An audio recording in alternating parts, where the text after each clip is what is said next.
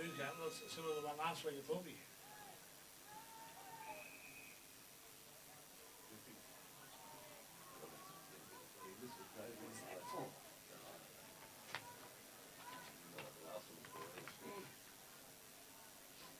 Change the course of the game at 50.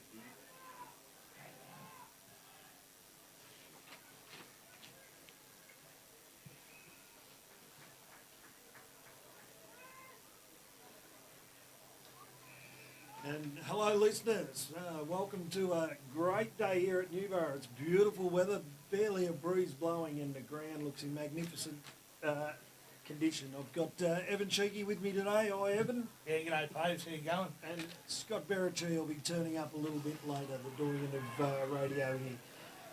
In this early game of the reserves, we've got Tarwin. They just had another shot on goal. It's 6 goals, 9 to 5-5 Yinnar. So Yinnar had the earlier lead and Tarwin's come back in and taken the lead. But this is a sign. I think this will go down to the wire and we should have a good day for footy, Evan. Yeah, it was a similar game last week up at Thorpedale in the twos with Tarwin coming from behind to finish that out into a close one. So yeah, but a couple of good day of footy yesterday and we're ready for a big crowd here at Newborough today, biggest I've ever seen for a final in MGFNL. So it should be make for a good senior game up in Yinnar and Boolarra here today. Yeah, I was just talking to the league committee there at the gate and they said it was one of the biggest crowds that they had down at Stony Creek yesterday for the Tarwin Newborough game, which Newborough were able to come away with the win quite convincingly in the end, but they reckon it was a $17,000 gate. And Stony Creek people haven't seen that many cars at their ground for a long time. Yeah, since the midweight country cup races there at Stony Creek, you would have attended a few of them over the time, Paige, didn't you? Yeah, normally didn't take a car there though. No, normally a minibus and so you can some poor bugger in the drive. But no, my wife went down to watch the daughter play netball and she said, yeah, it was a massive crowd struggled for a car park and it's good to see for the newly made up Mid-Gippy Football League and that they got that support out there and I think from word there was 10 out of the 13 clubs represented there yesterday across football and netball, so that's fantastic in itself that every club's got just about every club has a representative. Yeah, and today's game we've got Boolarra taking on Yinnar. So Boolarra, resurgence of their club since Tony Jardine has taken it, gone back into the coaching role. He certainly knows how to perfect these wins by small margins. Yeah, I think so. Tight games. With the names in the Yinnar side, such as Jimmy Dowling and young Brendan Sheffers at the start, he had a cracker. I think the first 5 rounds he was in the best, if not the best player for Yinnar, in the top 3 best going through. I think he just dropped back in the pack mid-season, but he's come good to start the year. The old Gridstein Jones, the old Grinny pig up forward, he's been doing his own in the pocket, so he's been really good. And Brendan Chapman down back. Yeah, the General Chapman, he's just real good. He's a good leader, Chapo, and he doesn't expect anything from what he does. He's getting more from his players, so he's good. But on the flip side, with Boolarra and their side with the two ends of Josh Sagon and Alex Devonshire and outs Michael Cleaver, Luke Miller. But they were injuries. Josh Sagon to be a big inclusion, but I'm not sure if I would have him back in my side after he goes on holidays in your first week of your finals, the knockout final. I did hear that. I actually did that once upon a time. The missus booked the holiday to Bali on prelim final weekend, but yeah, but you wouldn't have been a loss to the side. No, I was playing. It was 2 footy, so I wasn't a loss, no. But we didn't quite make it there, so it worked out okay. But no, so obviously I don't know much of Josh Sagon, so obviously he's a big makeup of the Boolarra side to be. He's a TTU recruit, come along with Cochrane. He was a senior player out there at TTU, would have been in their side yesterday, so certainly won't be out of place today for Boolarra. Boolarra ended up 4th on the ladder, 10 wins, 5 losses and the 1 draw. Their form coming into this is the big win over Tura, lost to Newborough, lost to Merba North, which was the real surprise and didn't look like they were going to finish in the top 5 in the end, but they had the bye and then they knocked over Hill End in week 1 of the finals like we just mentioned, whereas Yinnar ended up 6th on the ladder, so they come in, get to play 3rd in the makeup of the top 6 and 3rd, no such thing as a double chance when you get the top 6, so Tarwin Newborough had the bye and just elimination games there. So straight out from third, unfortunately, for Foster. For Foster, yeah, that was a shock. Although if you ask the clubs that have come in from Alberton Footy League, I don't think they would have been that disappointed to see Foster go out first round there. But Yinnar's form coming in, 2-point loss to Hill End, had the bye. They beat MDU convincingly, a good win over Maul East, and then rolled Foster in the first week of the finals. So certainly, as we speak, the big fellow has come along. So we should be in for a cracking game today here at Newborough. The weather's turned on for us. But we just recap yesterday's score there. Newborough 7-15-57 defeated Tarwin 3-5-23. So the winner of today gets to meet Tarwin next week. So Newborough, we did tout them earlier on as the side that was going to continue to improve and get better as the year went along, and they've lived up to that, going into the grand final. And then we've seen a lovely game out at Rosedale yesterday, didn't we, Evan? Well, some might say it was lovely. I know the TTU community and they would have said it was lovely, but most of North Gippy thought it was. I think so, yeah. But I was lucky. I was in the commentary box with the two boys. I would have been out there barracking. But no, take nothing against away from TTU. They came to play and they deserved the win big time. So as we sort of tried to sort out a mic for Scotty to get on.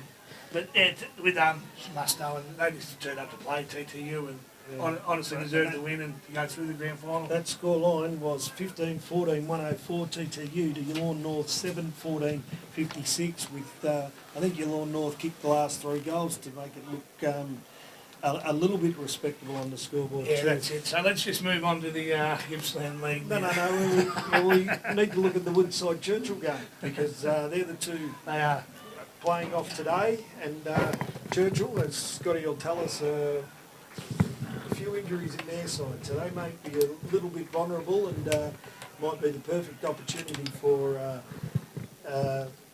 Woodside to have a win and go into the finals. Yeah, I would think Woodside, and good afternoon everyone, I think Woodside would be very happy to be taking on the Churchill. Keep up with the scores as we will. Wonthaggi yesterday defeating Sale 79-63. They'll go on and play Leongatha next week in the Gippsland League, and the winner of today's game will play Sale in the knockout one, and it's going to be an interesting game. Traralgon and Maul, two very young sides, two local Gippsland sides, powerhouses over the past few years or previous years, struggled a little bit in the last couple, but both sides starting to make an impression with their young kids coming back. I think plenty of interest in selection there too, Paves. I think a couple of the Traralgon boys might have been listed as either emergencies or in VFL sides this weekend. So Brinker Ritchie, the big ruckman, might be the most important one, whether or not he takes the part. Yeah, and also one of the power kids was told he's not allowed to play. Okay. So Tom Hamilton was lucky. He's still on the fringe player. Josh Hamilton in. I'm sure Hurrigan, was he playing down 10? He might actually come back in because he's on the VFL list. He was named as emergency, I think, but there was one other the kids from Power that wasn't allowed to play. Yeah, it'll be interesting to see. And Brinker Ritchie, of course, will hold the balance of power in the ruck up against Newsel and Tristan Wack for Morwell. So they'd be praying that Brinker Ritchie's down in town, a couple of 100 kilometres away and doing no damage this afternoon. Yeah, but Timmy Wack, he's a good little player, so it would have been a good contest there in the ruck. He's certainly come on leaps and bounds, and you don't miss him on the ground with his red hair. Actually got to see him in his first senior game against Leongatha there a few years back as a 16-year-old kid. Played some good footy.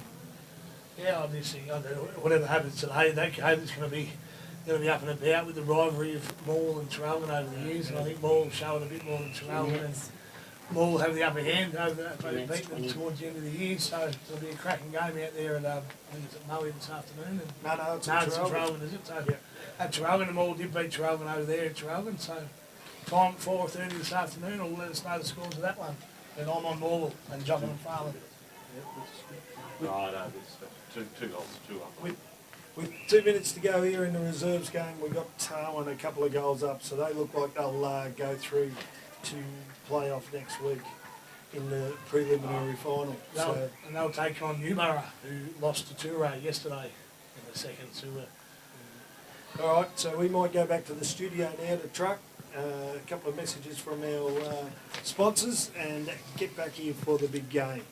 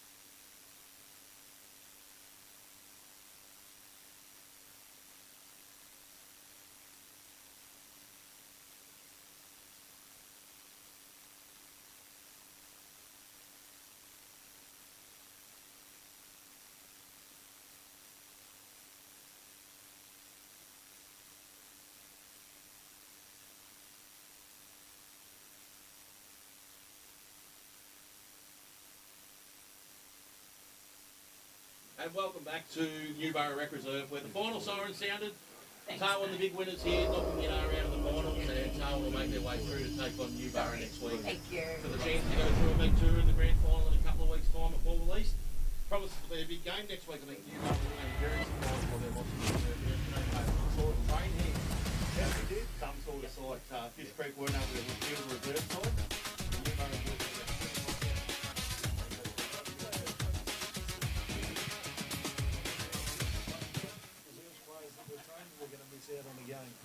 Yeah, I think Chris Gardner, the nominal starting ruckman for the Newborough Seniors, who was coming back from suspension, actually played in the twos yesterday. So he'll be unavailable because he would have overqualified through the ones. So he won't be able to play in the reserves game next week, which will be advantage to Tarwin. Yeah, it certainly will be. And there's a couple of those little scenarios thrown up when the reserves don't go straight through. Your North will have that problem too, will they, Evan? Yeah, we will. Yeah, we probably will. I'm not sure. There was a report out of yesterday's game with Matt Twaddle unsure. I think he's going to miss the week, so we might have a couple that have played too many twos games to be able to fill that. TTU have got that problem with Tim Hendrick kicked 6 yesterday in the reserves and is overqualified for a senior game, so he won't be able to take the field given the Ties won straight through. So I did whack up on Twitter earlier today about that. I think there's probably an argument to be mounted to say that if you play reserves in the same week of a final series that your seniors play, you're actually a reserves player to my mind, and perhaps should be able to play the following. Yeah, I think so, but the rules are the rules, and we've got to adhere by them. Yeah, it makes it a little hard, doesn't it, when you're filling in, and especially these days with state of the country football, where not everyone's available all the time. People work and lifestyle or families tend to come first, where yesteryear it was all football and you had everyone available every week just about. Your bosses actually gave you time off to go and play for the local footy club. And if they didn't, you would have quit Paves and found yourself another job, I reckon. You didn't have a job when you played footy though, did you? I certainly did, mate. It was the only thing that I was interested in. first and foremost. Footy comes second, but I wouldn't have worked if I was going to miss out on the game of footy. And umpire Eslo, one of the umpires out there today, you can see him wandering out there, the siren just sounding because we're only minutes away from the big senior game. You boys gone through some matchups in my absence? Did you have a chat about the likely ins and outs and who's who in the zoo? We had the ins and outs. We talked about that. And we talked about some of the good players on the Yinnar side. So we've left the Churchill boys up to you. I mean the Boolarra boys up for you to talk to. Well, I actually saw a few of the Boolarra boys yesterday out at Tyres, out at Rosedale watching the Tyres boys, and Ricky Cochran, one of those, coming in under a bit of an injury cloud. He was off late last week with a hamstring injury. Yeah. Somehow come up. And he has come up. He passed the fitness test yesterday. So it'll be interesting to see whether or not Ricky plays on the ball or maybe goes forward. I reckon he's gone up and seen the doctor we used to use at Ainsley there in Canberra. Bobo Zengzi Boy come out with come out from China with the introduction of the Australian Institute of Sport. Didn't get his doctor's licence out in Australia and practices from home. Very interesting healer there, but he was a good bloke to go and see. I'm sure he was, and I'm sure he's no longer treating anyone under the current regime up there at Ainsley. They're very professional these days. They wouldn't have a bar of that. In the middle for Boolarra today, I think we'll see both the Mason boys, Brendan and Joel, along with big Josh Hussey, the big unit, number 81. He warms up with about 4 cans of Coke before each game, they tell me, Josh. He absolutely loves the stuff. I don't mind a Coke either, but I usually have mine with a bit of something, and Josh will have 3 or 4 cans of Coke and get ready to go out there and play a big game through the middle of the ground. It'll be interesting to see the rucking department too, to my mind. I'm a big fan of the ruckman, and Kieran Jones has come across from Tyres. He's a former Mafra player, he's a premiership player, he knows what it's all about, and he'll go up against big Tubby Winters, the 43-year-old. And what do the boys call him on Saturday morning, Evan? The Swamp Donkey? The Swamp Donkey or the Swamp Monster or something like that. But old Tubby, you know what you're going to get from Tubby. Yeah. He's just going to give 100%, and he's going to make the ruckman from from Boolarra absolutely work for every possession he's going to get, and Tubby will just keep crashing and bashing all day. And when it's not Tubby, it'll be Liam Eade. Old Rocket will come off the bench and give him a hard time as well. So I can see big Kieran out there in front of us now. He looks like he can do with a bit of a solarium time to me. Vitamin D, I think, is what they call it. He's a bit pasty, the old skin, but hopefully he's got a bit of 50-plus on today. Sam Mizzou, where's he going to start? No, that's I was just going to bring that back. Got to go forward. I was just going to say that. Go forward. It'd be interesting to see whether Kyle Hearn or Sam Mizzou go forward or not. Which one?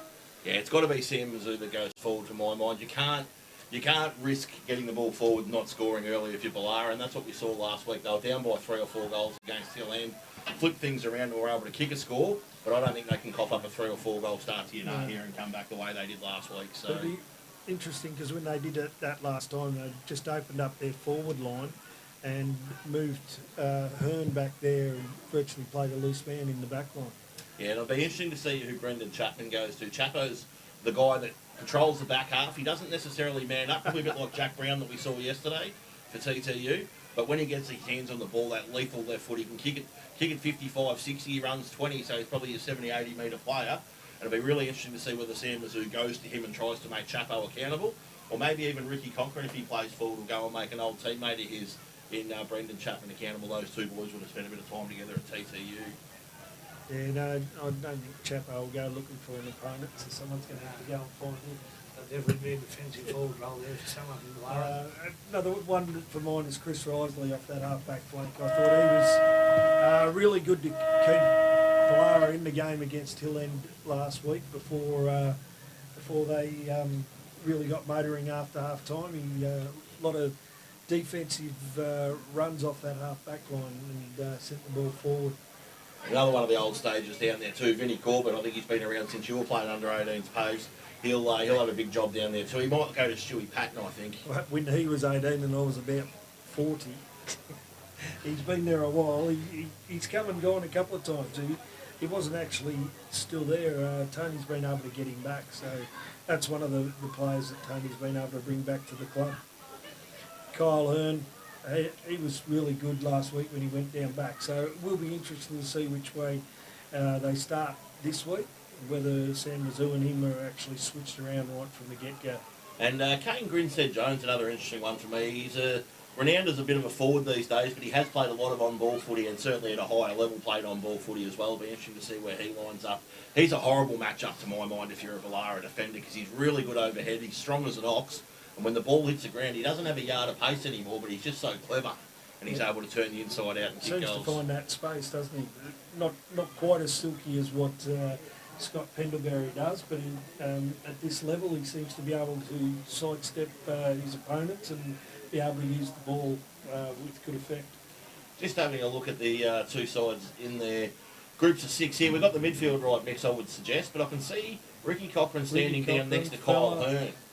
So that's the back 6 for me. Oh, you ready? Yeah, it has to be. Chris Risley's down there, so Cochran's gone to the half back pocket or half back flank. Which means Sam Mizzou's definitely going forward. So Grinstead Jones walking through the middle now. Let's see if he stops in there and pulls up stumps or just keeps ambling down to the forward line. It looks like the old surfing wombat's going to head forward tonight.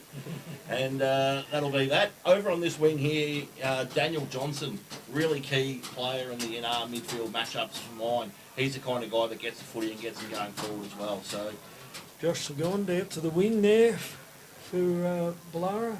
And it looks like Nathan Rowley in the middle with Dean Johnson and will that be Bo Hutton at the top end there? If he turns around and shows us his number, I'll be pretty happy with that. But we've got the 4 Boolarra players. We've got 3 of the TTU TTU boys. Forgot it was yesterday. 3 of the Yinnar boys as the siren sounds to get things underway, and we're off to the races. Here we go, boys. Winning to stay alive, losing its season over, and the ball hits the deck for the second time after the bounce, and Rowley gets in there and gets his hands on the footy. Hussey now goes backwards to Brendan Mason, and Mason kicks the ball forward. Sam Mizzou's gone forward. Sam Mizzou's got Brendan Chapman with him, 2 boys. That's the matchup we spoke about. Trevor was good enough to get that ball to ground there. He was behind Big Sam, though. I'm not sure that's the way to play Big Sam. I think you might want to be in front of him. So ball up on the half-forward line here, and it's Jones versus Winters, and Jones flicks the ball beautifully into space there for Mason. He's grabbed in a tackle, though, as soon as he gets his hands on the footy and can't get it clear.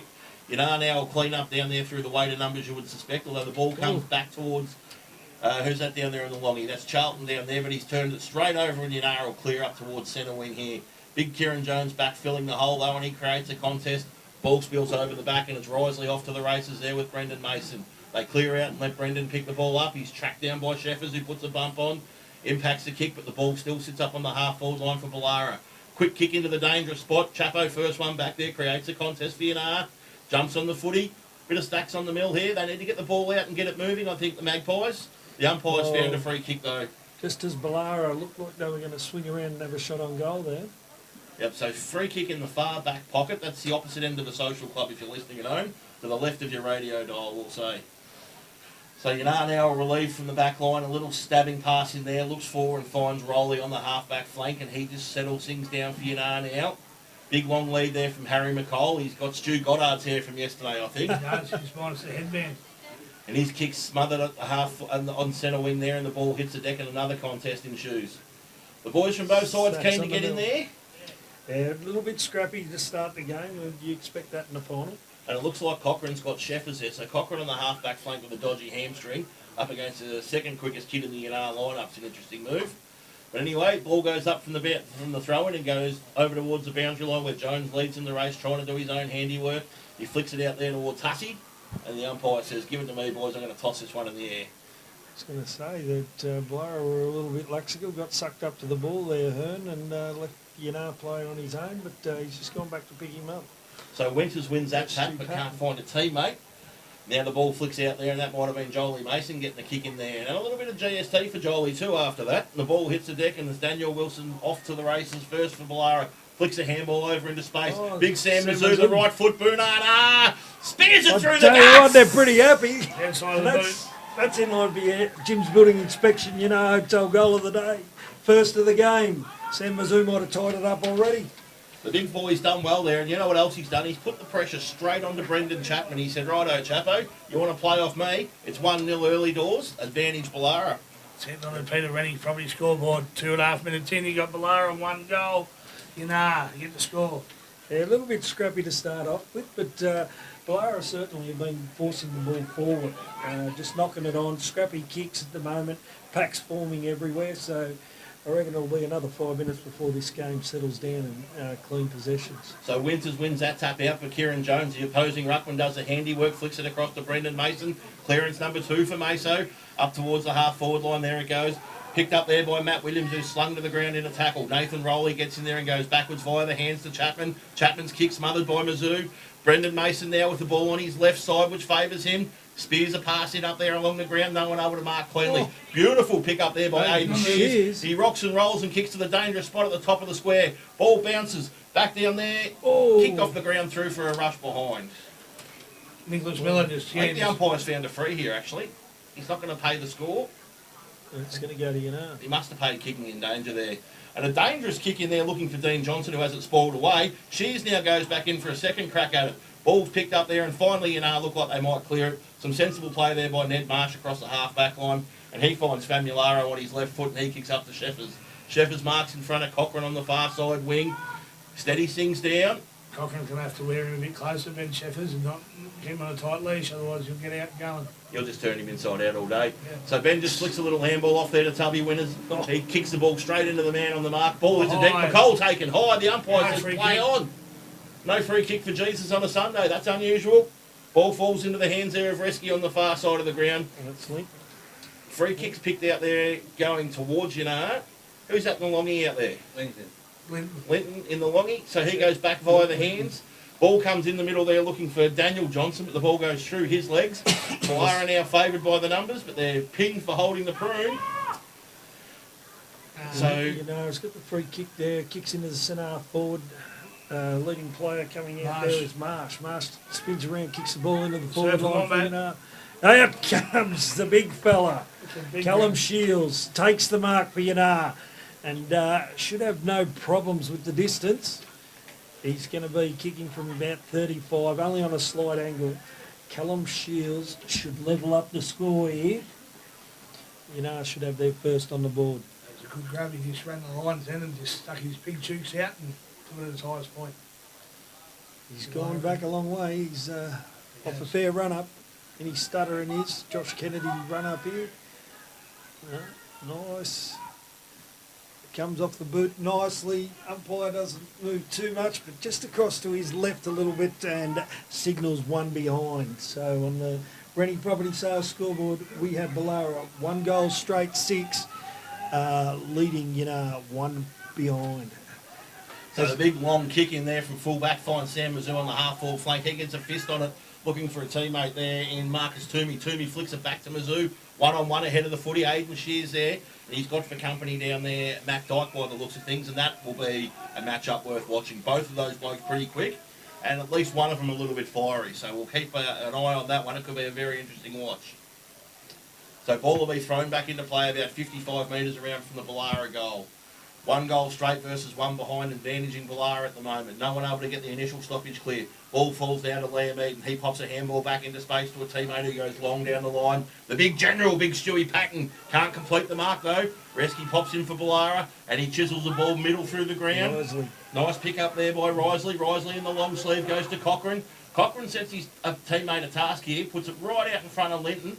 Sam Milaro's there as well for Yinnar, and he picks it up, he's off to turns the on the races. sets, pops a handball inside, the old give and go back to Seb, kicks into the forward 50, the surfing Nice. Wombat marks at 55. Over to you, Paves.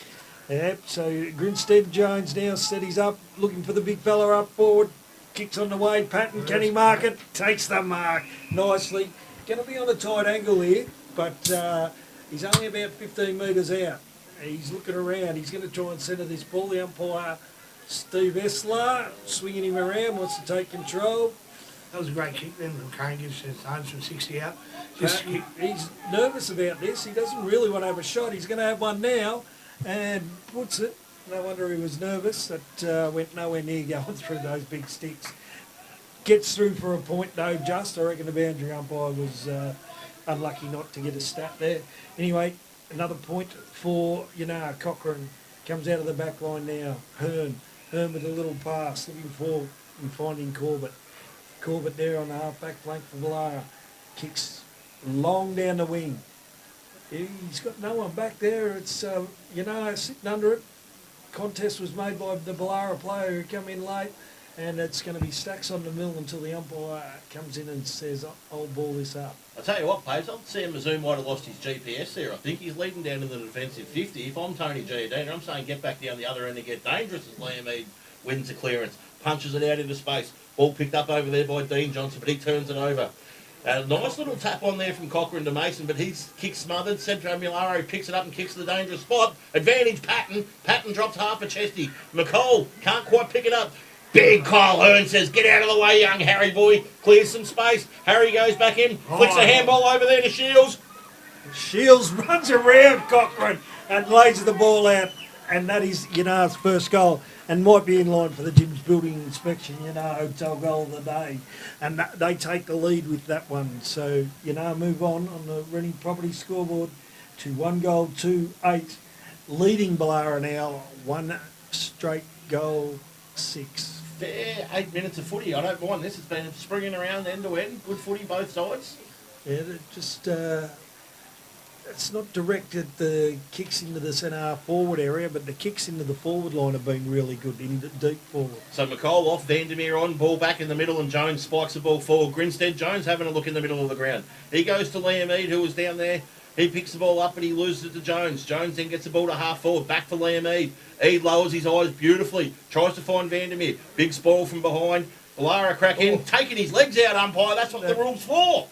Umpire says, give it to me though, let's ball it up. That is definitely what it's for. Well, so Liam Eade up against Kieran Jones, and Jones will dominate this, you would suspect. He gets a tap down, but Grinstead Jones says, thanks very much. He pops it up to Patton. Hearn gets a little fist on it. Cochrane in there first for Boolarra. Pops a handball out into space. That space only advantages the Black and White Army, though. They jump in en masse. Ball comes back now. Top of the square, John Paves. And it's punched away there by the Boolarra defender over the boundary line, and we'll have a throw in. That was Sean Feller there for Boolarra, who got his fist onto the ball. So we're about 10 metres around from Yinnar's goal once again, doing all the attacking at the moment. Hearn comes in to take this, gets it down nicely. Mason, quick kick out of the back line.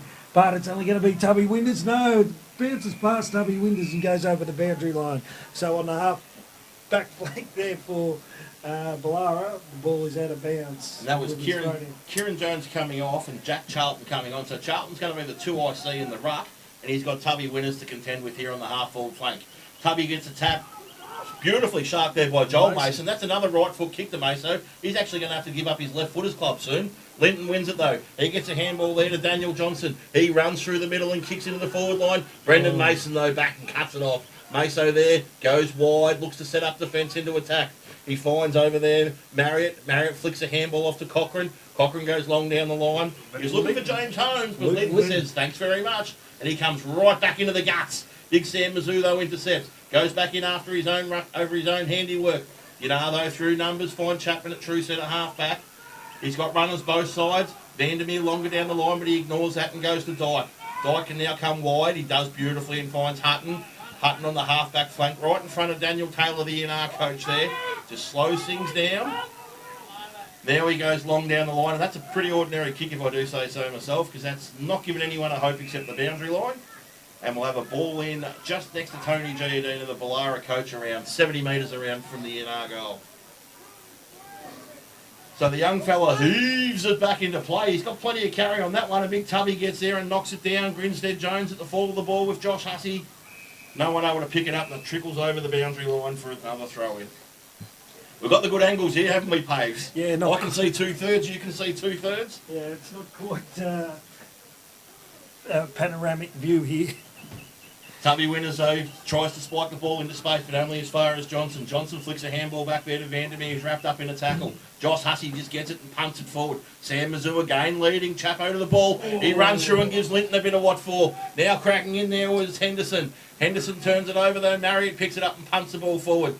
Numbers advantaging Boolarra, but Yinnar through some beautiful defence, get the ball and go out wide, but Cochrane down here wins it. He pops a handball over there to a teammate and Marriott, who comes back to Mason. TTU, Boolarra, Churchill, they're all combining there. Aidan Shears, also formerly a Churchill. He runs himself into a spot of bother and coughs the footy up on the far side of the ground. Famularo's a left footer. He goes onto the right and gets around. Pops a handball up there to Rolly. Rolly's wrapped up in a tackle but flicks it forward. They go forward now through Ned Marsh. Marsh steadies. He goes long into the forward line. 2-on-1 down there. And the one. Oh, no, push. He's called a push. So Hearn will get the free kick here. Yeah, and the old rubbish wasn't for me too if that came over the microphone. So Hearn now kicks the ball and laces out a player, but that player happens to be the Yinnar skipper and Nathan Rolly. And he says, this is how you kick it to a teammate. And he finds Johnson 48 metres out directly in front of goal. He throws in a quick nomination for a Logie and then gets up and plays on. Nice pass. And he's found Dean Johnson, Johnson & Johnson. It's like a baby powder commercial over here. But he'll go back and have a shot on goal from 35 out on a 45-degree angle. Yep. Certainly won't have trouble with the distance. It's only going to be accuracy here. The last couple of players haven't given it enough consideration. He has, by the look of that. No, he's gone too far the other way. Across to the right of the goal umpire, and another point there to Yinnar. 3.5 minutes gone, and already probably scoreboard's got Boolarra 1 goal. Yinnar leading 1 goal to 8. Cochrane, scrubby kick coming out of the back line there, but it's going to fall into the hands of Marriott. Marriott gets a handball across the top, but it's going to be cut off by Johnson again, and then another Yinnar player kicks the ball to centre forward area where Tubby comes in and takes that mark. So then like he's 20 years of age. Jamie Winters from 50 out, he won't get the distance. He's looking for a lead. He's got one there. Cochrane, no, it was Mason trying to spoil. Who's got the mark Shields. there? That's Shields for Yinnar. Nice strong grab. Tubby really made him work for that lead, didn't he?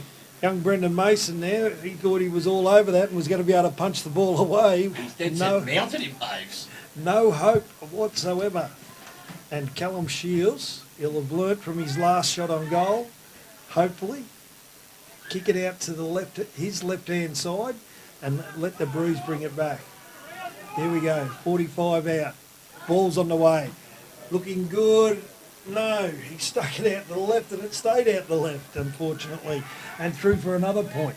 So, on the Reading Property sales scoreboard, what is that? 1 goal to 1 goal straight. Yinnar leading. 1 goal 3.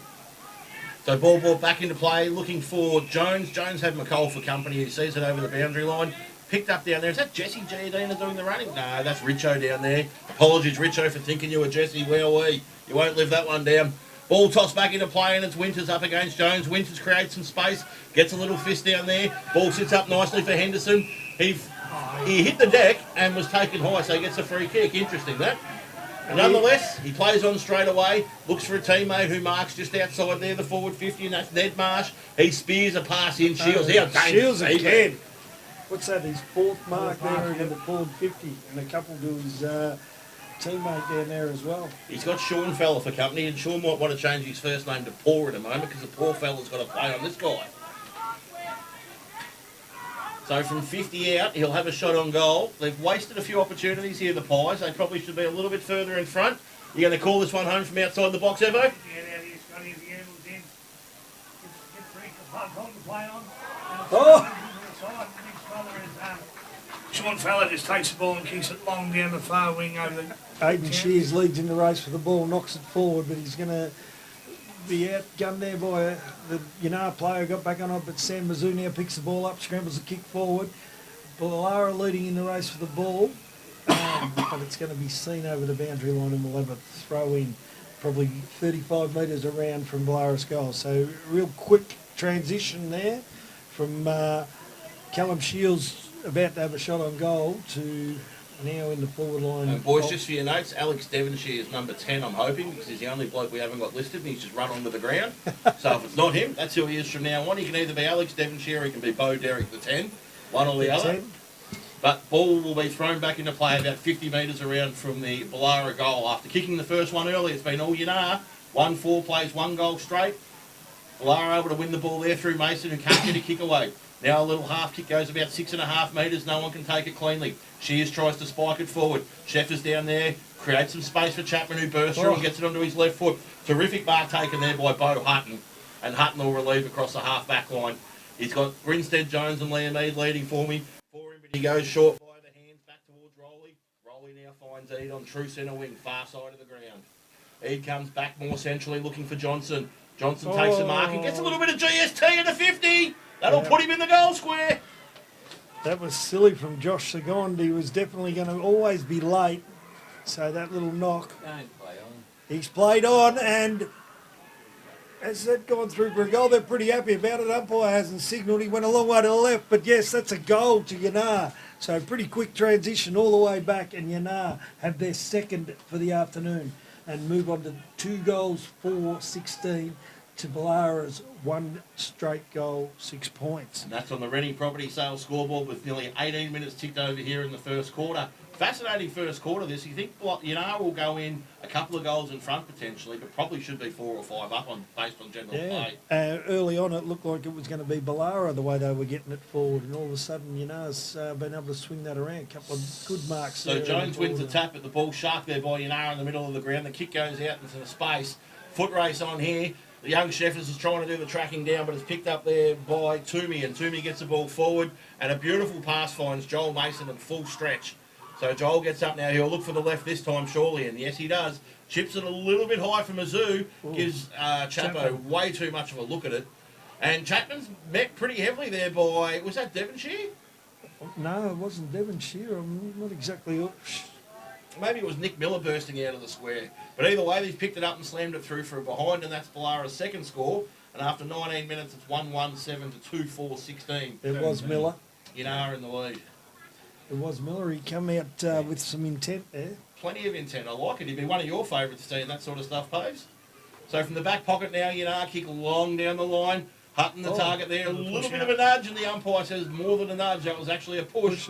Free kick Boolarra. And they've got Cochrane loose in the middle. So Cochrane now takes the mark. He can come wide of the Toomey. Went to play on. Space was shut down there by Sheffers. The boys doing plenty of running up there, but the kicking is not fantastic, and it goes over the back into space. And Dykey says, "Get out of the way, boys, I'm bursting on through." And he gets the ball out there to Rowley. Rowley goes to Linton. Linton on the left. Doesn't really get much leverage on it. Now the ball comes back to Hussey, and Hussey goes forward and finds Jolie Mason. About 55 out. Let's see if you've got a torp in you, Joel. He fancies himself here, young Joel Mason. He'll pretend to pass it. He'll look. Oh no, he is going to lay it off, and a beautiful pass it is. Sam. And Mizzou, he paid it. Front on contact, he's played the free kick, and he's coming across in front. Well, look at that. They're a bit lucky there. Sam Mizzou should have taken that, swallowed it up. He got his mitts to it. Looked like from what he was doing last week that he would have easily taken that mark. Early score from the Churchill game: 6-2-38 Churchill, 1-2-8 Woodside. Wow. Mizzou goes back. Mizzou doesn't miss, and that's 2 for the quarter for Big Sam. That's 2 for Boolarra, and they're back in the hunt after 20 minutes. 2-1-13 plays 2-4-16 on the Rennie Property Sales scoreboard. Yeah, he's very lucky to get that score then. Mizzou after the grab, and everyone else is lucky to get the free kick, but that keeps Boolarra a little bit in touch. Yinnar have had all the play for the last 10-12 minutes, and Boolarra just went bang, just had 2 scoring shots in a couple of minutes and gone behind and bang with a goal. So good game of footy ahead of us, boys. Well, that makes it interesting because Yinnar looked like they were going to blow this game apart. They've done all the attacking, a couple of really good strong marks in their forward line, but to Boolarra's credit, been able to go up there and get. And here they go again through Rowley, and he gets the ball forward to Henderson, who goes back through the hands. Now the ball gets shanked off his shin, picked up there by our man Bo Derrick or Alex Devonshire, one or the other or both maybe. He finds a teammate out there on the far wing, and that'll be Marriott, who marks for Boolarra. He just settles things down and goes a little pass into Josh Hussey. Hussey will lay the handball back there to Devonshire on the drive-by, and he goes longer down the line. Kicks up there to half forward, but it's turned straight over to Bobby Linton, who puts the big dukes up and swallows the Sharon on the half-back flank. He's having a good game, Linton. Very good couple of marks there, defensive marks. So he comes laterally to Ned Marsh. Marsh goes further afield out there to finding a teammate. They go through the hands. It's a self-handball. Double stats. I like that. Long kick down the line there. McCall goes up. Ball spoiled. Hearn back there. Redhead to Redhead. He finds Cochrane. Oh, they love it. The Redheads. They combine again. And Hearn finds a teammate down the line. And Hearn's run on. Mark taken down there by Holmes. Hearns run on. Know your limitations, old Kylie boy, because you've turned that one over, and Ned Marsh now on true centre wing. Yeah, he wasn't going to move back forward. So Marsh kicks down the line. Cochrane can't get a fist on the ball, and it's another mark taken there by Patton. Patton kicks straight into Devonshire. Ball rebounds to McCole. McCole round the body paves. And it goes forward. The big fella there for Boolarra knocks it to the ground in their ruckman. Oh, there's a free kick there. Who was that coming across? It was 37 for Yinnar. Yeah, Dean Johnson. Dean Johnson. Brendan Mason. Brendan Mason. He gets the free kick. Kicks into the centre half forward area. Oh, Spearing nice pass. spearing pass, and that's Hussey. Hussey for Boolarra now. Just outside the defensive 50.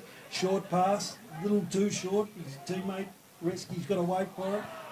Takes it too easy. Tubby Winters comes at him and smothers that ball over the boundary line. And we'll have a boundary throw in. Boolarra just too nonchalant there. I was going to run with lazy because I can't say nonchalant. Huge heave back into play. Look at that one, Baves. Tubby, It's gone in the centre of the ground. Tubby just hits it along another 20 metres inboard to the centre of the 50. So Johnson pops it up to Grinstead Jones. He bursts through one tackle. Tubby Goes back to high. Winters. Take it high, umpire. And the umpire spots it, and Tubby will go back from 48. He'd need 3 kicks from here. He won't have any chance of the distance. He won't have a shot. He'll be looking to pass this I think ball. Vince Corbett wanted to let Tubby Winters know that he was there, though. He goes laterally. Ned Marsh marks. Plays on straight away off the left. It's flat kick and hit the post. Another behind there to Yinnar to take them on to 2-5.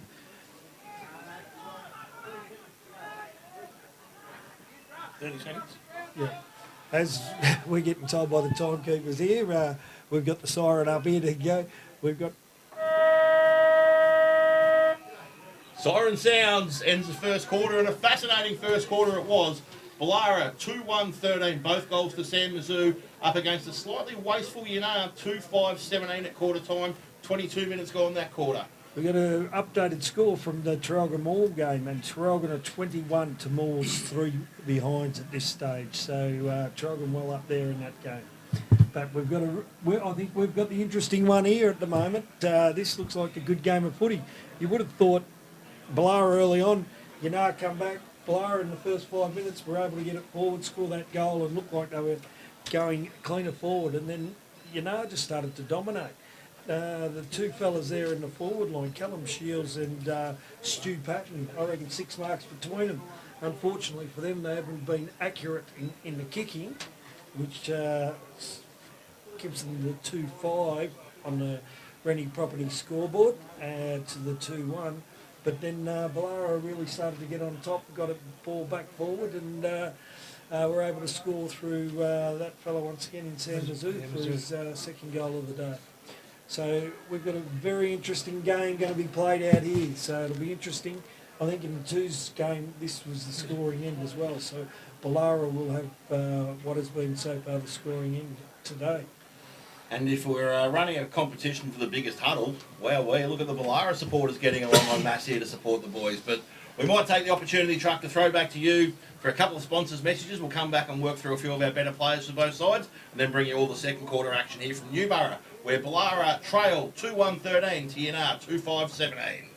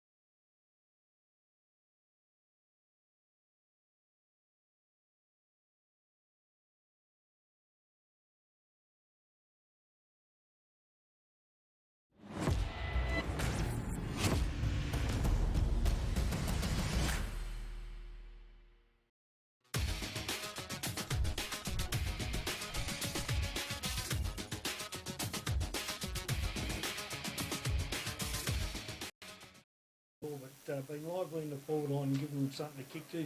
Brendan Mason once again playing a serviceable game in the middle. Ricky Cochrane's done some decent things there on that half-back line. Sam Mizzou, a couple of goals. He's definitely a good target up there for Boolarra.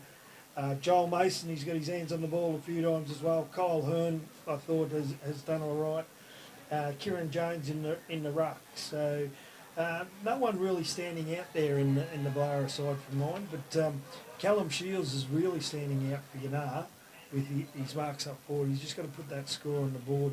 And you can run through a heap of their players. Nathan Rowley, Brendan Chapman, Kane Grinstead Jones, Sab Familaro and probably Lukey Linton there, strong in defence with a couple of marks. Yeah, just doing a little 1% of things around the grounds, our main Tubby winners. He's winning a few rug taps and getting forward when he needs to get forward. He's just got to get those passes right, but we're up for a cracking second quarter. Yeah, only a couple of moments away from that second quarter getting underway. And what's the rules here with the siren? Evo, will we given any instructions, or we just push it when we get away from downstairs? Oh, normally they can't go on to come up, or we'll just push it when the ball goes up, I think. The umpire puts the ball in the air. Yeah, that's for sure. The decent crowd here too, they're all starting to amble off the field. I tell you what, you wouldn't want to be around when a fire alarm went off if this is as quickly as people move, would you? Like, there's no intent whatsoever. No, there's no rush to get off the ground. I think the Boolarra crowd are trying to soak up the finals atmosphere here. It's certainly not like someone's yelled last drinks. Yeah, you've got kids out there still having shots on goal. These couple of guys up this end just walking laterally across the ground, as opposed to actually going over the fence. They just decided to go for a bit of an amble up there, and when they're ready, we'll get things underway. I suppose. Don't mind us. Just go about your business. They're slowly making their way out of the gate there. So both sides back to their starting midfields. It'll be Jones up against Winters when we finally get things underway. We should mention now the winner of today's game will one of their volunteers will be getting the Evans Petroleum BP gift cards, $50 fuel voucher, which is a great initiative from Willetton's Transport. It is indeed, and well pushed by you, Evo. Been pushing buttons for a long time. We're a button pusher, that's for sure. No one able to get the ball free from the first stoppage. So as we tend to do a lot, we'll have the secondary stoppage here. Just notice Sheffers just making a bit of space off the footy there, looking for Winters to go backwards, and that's exactly where the ball goes, but Cochrane beats him to it and gets a fist on the ball, but only as far as Johnson. Johnson running away from his own goal, screaming for someone to come at him, and that man's McCole, and he flies up there with the long locks and takes a big chesty out in front of his opponent, about 90 metres out from goal. So McCole gets the ball moving straight away with a stabbing little pass in there. Slightly underkicks it though, and the ball drops short of the leading forward Shields. Shields gets up and takes on about 4 of them. And umpire Estel says, "Come on, buddy. You got to get rid of the prune. You can't just do that." So free kick to Boolarra in the back pocket, and they'll get the ball moving there as quickly as they can. You would think they're going to go for a little shorty. No, you beauty, I love this. Across the ground. That might be our man Devonshire running across the ground. He's created enough space. Beautiful work by him. Chips the ball nicely. Corbett. And Corbett gets one over the top. He had a shorter option on that was easier. Bites off the hard one and finds McCormack on the long lead.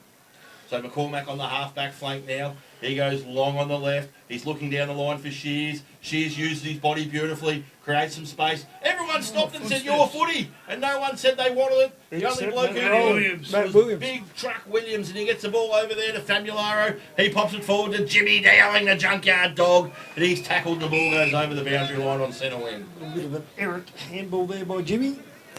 Jimmy's one that's going to make his stand on this game. He's wasn't really around in the first quarter, so it's time for Jimmy to get out there, and he'll definitely is a star, Jimmy, so he'll turn it on.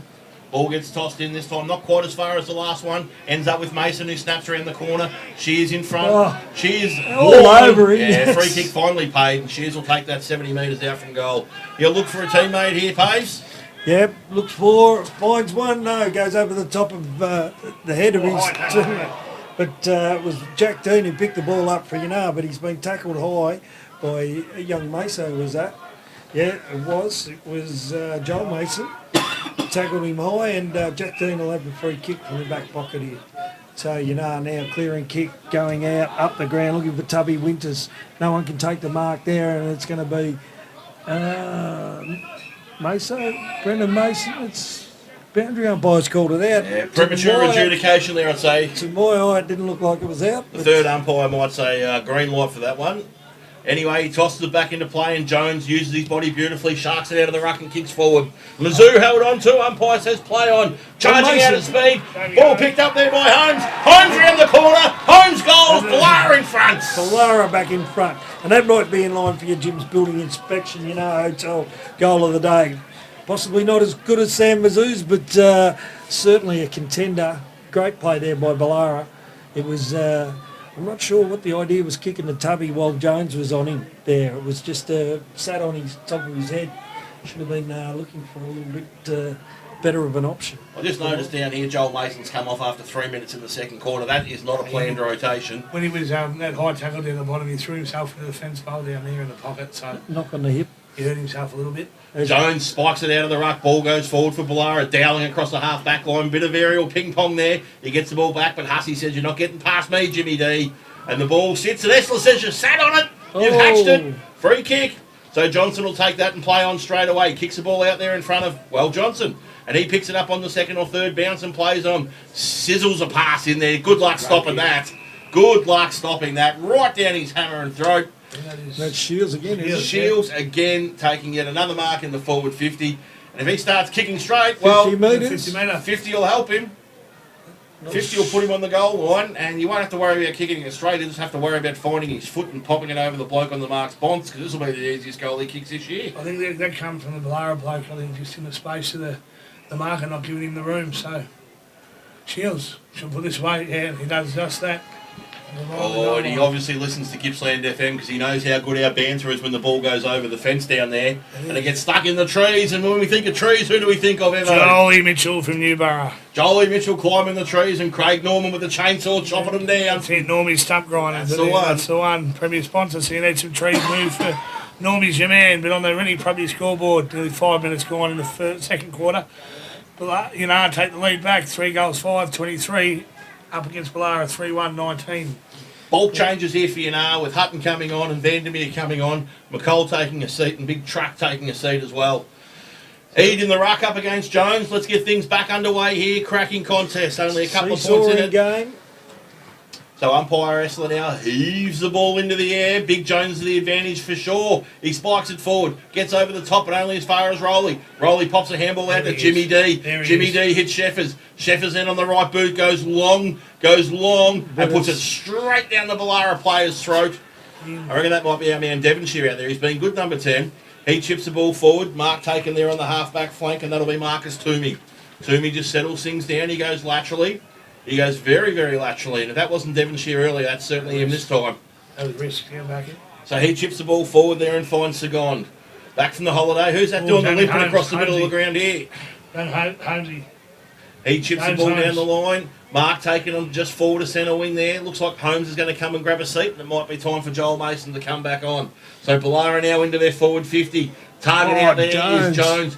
Big spoil by Eade, brings the ball to ground. Picked up at ground level by Boolarra. Punches a handball back into space. Big Sam Mizzou, handball and hope. Umpire says you've been taken high, Big Zoo. Have another kick. So Mizzou will go back from 55 and look to set Boolarra into attack here. Mason sneaks on. Can he see him sneaking on? He's going to go long, come over the top here. Linton sets himself though, knocks the ball to the ground. It's going to be Yinnar running away. No, Yinnar player fumbles the ball, but he's been good enough to continue on in front and kick the ball forward. Clearing kick going out towards the boundary, and it's going to be Boolarra's, who was that, Jack Charlton, his younger son. Caught in a pocket there and over the boundary line for a throw in. Nice work by you. And it was Hutton that turned him into mutton while we were at it. The Poetry's back page. Ball tossed back into play. Eade uncontested wins a tap down, but Hussey says, thanks very much. He gets it off to Devonshire. Devonshire gives it to Henderson. They're not on the same team, those two blokes, so that's not ideal. Oh, beautiful work there by the surfing Wombat. Grinstead Jones pops a handball out, but won a free kick at the same time. So he'll look to go middle here. He does, and he finds Ned Marsh. Marsh will roll straight away, you would suspect. One-on-one's ahead of the footy. He gets around the man on the mark eventually and goes long down the line. Mark taken here about 70 metres out from goal. So they'll play on here. Mark taken by Vandermeer, and he kicks to the dangerous spot, but it's all Boolarra down there. They've pitched a tent. They've set up camp. It's like a refugee centre down there for Boolarra people. But they've played on kicking the Jimmy Dowling at half forward. He goes out wide. That'll be Stu Patton out there. He takes the mark, I suspect. And he fancies his chances here, the big unit. He's just getting back. Oh no, he's going to play on short. Does play on short, finds a teammate there, and young Ben Sheffers will take the mark and go back and have a shot on goal. And even though it's 40 metres out, and even though it's a set shot and a simple one, if he kicks this, I'm giving him the voucher because Trev hates it when Ben comes in for a beer. One of the local boys, he'll definitely be using the voucher. He said there's no good giving him the voucher. He comes in here and spends his own money. So Sheffers now from about 48. Big long kick on its way, helicopter style. I'll tell you what though. It's home. It's home! Bad luck, Trent sucked in. Ben's coming for a beer. No, he's not. It's not the Jim's Building Inspection Yinnar Hotel goal of the day. But it is an important one, and Yinnar go ahead 4-5, 29 to 3-1, 19. 8 minutes gone in the second quarter. The young fella definitely wound up to get that all about 40 metres, didn't he, Uncle Scotty? Yeah, he's beautiful leg on him, but they're better for running than kicking as a rule. Definitely right. It was a nice kick though. He's allowed for the breeze. A lot of others have had trouble with it from longer distances today. Grinstead, Jones and Sheffers back in the middle now. So up they go, and it's Jones of the Boolarra variety getting the tap down, but Joel Mason eaten there by Ben Sheffers. Wins a free kick, pops a handball to the brother Brendan. He chips a pass in for Big Zoo! And the Big Zoo gets That's eaten by 50 Chapo. metres. You want to give him up the other end? Steve Essler? I'm not sure how that wasn't a free. So the man on the mark, right on the white line, Big Sam Zoo's going to have to kick this 52-53 Evo, call it home from outside the box. Doing the wind up, just other side of the cricket pitch, so Big Louie. In he comes, big wind up, cold to play on now. Touched off the moved up on the call, got big back. Well, basically, Jimmy D just nice and casual, runs it out. But he's met solidly, knocked over the line, by, and the kick's errant, goes over the boundary line, out of bounds on the full. Miller really then Jimmy went for that Free kick's been paying Downfield. downfield here, so Hutton will take the free kick right in front of us here. Good looking specimen, that young Hutton, isn't he? He's got a little bit of gel in his hair. Oh. And he goes into Grinstead Jones, who pops a handball up to Famularo, who's had his head taken off. He's got Play the on free and kick. down, he jump high. No. What are you doing? No, he's given the free kick. Called it back. Why wouldn't you let him take advantage? Anyway, back we come to the Ask the half-back flag. umpire. Don't criticise him, ask him. But Grinstead Jones was met solidly. There's some big knocks going on in this game right at the moment. It's getting a little bit willing. So Famularo chips a little one into space. Another big knock there, but the mark's taken by Johnson. And a little bit of back heel there just to say, get out of my space, boy. And he turns and chips into space now. Good luck standing under that. And Kyle Hearn gets a fist to it. Tubby Winners acting as a rover. The boys jump in on top of Big Tubby. And they said, you can't jump on Tubby's back. He might be a swamp monster, but he still gets free kicks. So right in front of the Yinnar coach's box, he goes backwards to Grinstead Jones. Grinstead Jones chips a little pass in there, and the mark's taken by Hutton. Hutton's got one on in the middle if he wants to go to Linton. Linton presenting in the middle. He's told to play on, so he goes down the line to Ned. Not Flanders, that's Marsh. He marks just inside the forward 50. That lovely little left foot of his. He rarely misses. He finds Seb. So Famularo now, they're attacking at 10-yard increments at a time. The big lead comes from Patton. Famularo honours it, and Patton takes it just about 45 out. Plays on straight away. No, it's Shields in fact. And he goes to the top of the square. Big fist over the top from Mizzou, I reckon. He's lost the GPS again and gone back. And Jones relieves. He gets it to Cochrane. Cochrane kicks the space. He'll be hoping for the white line there. He'll be hoping for the white line there, but he doesn't get it. Yinnar back in the contest. Ball comes to Sheffers now. He settles. He can come laterally. There's about 5 blokes lined up across the middle of the ground wearing black and white if he wants to use them. And he does. Setting that up real well, just behind the ball to 5 across the pitch. So he comes to Linton. Linton's got Chapman. Ignores him. He goes shorter. And Marsh takes the mark just forward to the centre square. He plays on and chips a little left footer up there and finds Hutton. Big lead straight out of the square, straight down the throat of the big boys. The big boys stand there and he says, that's my footy, get out of the way, I'm going to go back and show you how it's done. Shields again. Is it Shields or is it the general? I reckon it's a general. It's Patton. So Patton from about 35, 40 metres out, directly in front. Yinnar leading 4-5, 29 to 3-1, 19. 10-point leaders the Pies. 12 and a half gone in the second quarter. Big Patton a chance to go back and make it 16. Kick on its way. Goes far side through for a minor score. Cochrane off the ground here. Just see whether or not he grabs that string or not. He chased down Sheffers before, or Sheffers chased him down before and put a bit of pressure on. He's just come off for a little bit of a breather. Anyway, we'll bring the ball back into play, far side of the ground.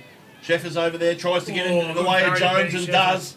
He gets a decent knee in the middle of the back, and he actually stays down for a while, which is a concern because the kid's as tough as a cat's head, or as hard as a cat's head. So hopefully he's all right, but play on. Mizzou gets a half volley. Jimmy Dowling says, get out of the way. This is how you pick him up. I'll go back and find Chapo. Chapo kicks to the middle of the ground where Henderson marks all on his own right in the centre circle. He goes onto the right boot and plays on. He comes out this way to Linton. Linton now about 80 metres out from goal, so 2 decent kicks away. He plays on, goes as long as his leg can down towards Shields and Patton. The 2 boys down there, ball hits the deck. Shields goes back in and tries to pick it up. Boundary line wins, and right in front of the Rennie Property Sales scoreboard, we'll have a ball in. Young Benny Sheffers, he's up. He just had the wind taken out of him. I was making his way to the bench for a bit of a spell. Evan might have got it right with the Jimmy Dowling call, thinking he was going to come into the game. He's been important across that half-back. So Grinstead Jones pops a handball into space from the clearance. Good body down there by Marion, I think it was, knocking, might have even been Hearn, knocking the Boolarra, the Yinnar player, and the ball over the boundary line. So let's reset and focus here after 14 minutes. 19 plays, 30, Yinnar leading second quarter action. So the ball will get tossed back into play, 25 metres around from the goal. It's a huge throw-in. Jones sharks it out of the ruck. Grinstead Jones tries to grab it off him. Ball on the deck, no one able to get it clear. Ball up. Jones had made some space for himself, took the ball out of the ruck and couldn't even drop it on his foot. He was under a little bit of pressure but couldn't clear it. He goes up here now, gets the ball to the ground. Boolarra going to break away there, couldn't. It was McCormack, so he gets the hands off. Now Boolarra have got it again. A scrubby kick coming out up the ground. But it's going to be all Yinnar through Matt Williams now. Matt Williams goes back into the middle of the ground looking for Chapman, who takes the mark in the true centre half-back position. So Chapman for Yinnar goes long on his left foot, gets it out wide. He's got a player leading out there, can't complete the mark though. And that was Blake Vandermeer, but he picks the ball up, has time, turns, props, kicks the ball to a teammate. Can't take the mark. Jones picks it up, gets it off to Hearn. Hearn for Boolarra, kicks the ball out long, looking for and finding that was Daniel Wilson, who just kicks the ball forward. Jim Daling cuts it off there, knocks it back to his advantage. No, it's going to be Chris Risley, picks the ball up, gets the handball out. Cut off there by Yinnar. Now Sam Mizzou goes in, gets a scrubby kick out of there. It's going to be Luke Linton, though, that does pick it up. He's tackled as he goes to kick it. The ball goes up in the air, but it's going to be a Yinnar mark. So take some time, kid, and let's see if you can find a target. Yeah, good luck with this matchup. Harry McCall back on and Kyle Hearn's gone to him. I'll be kicking the ball to Harry every day of the week here. As the ball comes to the ground, Boolarra picks it up, quick hands out, but it's going to be Tubby Winters coming crashing through, picks the ball up, takes a few players out with him, handballs the ball on, and heads towards the boundary line, and umpires picked a free kick out. It's going to go to Yinnar, and it's going to be Hutton. He's called the Boolarra fella for dropping the ball.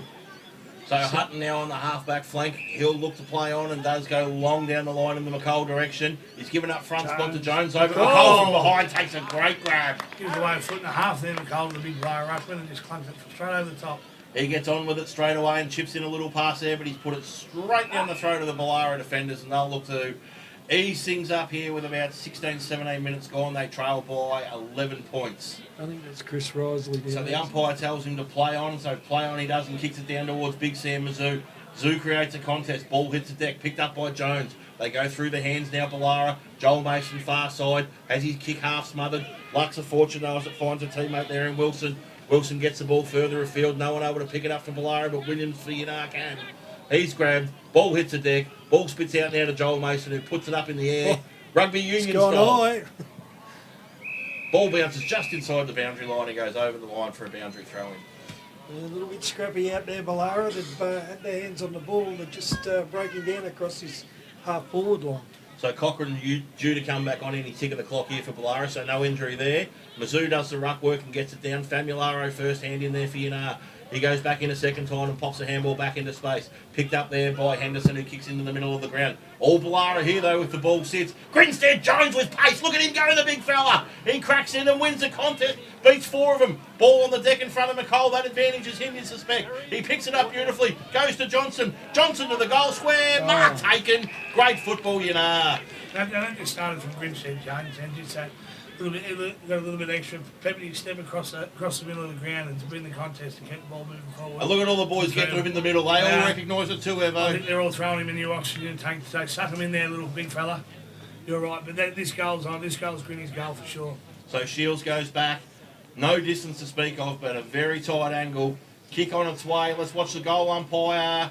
Zero gymnastics, a little bit of limbo. Straight through the middle it is. Goal, Yinnar. Yeah, there's 18-minute mark of the second quarter. You've got Yinnar, 5 goals, 6, 36. Lead Boolarra, 3 goals, 1, 19. 17-point lead to Yinnar. As we say, that Cochrane comes back on. Look, it's all Yinnar on the scoreboard at the moment. They're the only ones that are able to score. Boolarra's just breaking across this half-forward line. Can't get it through.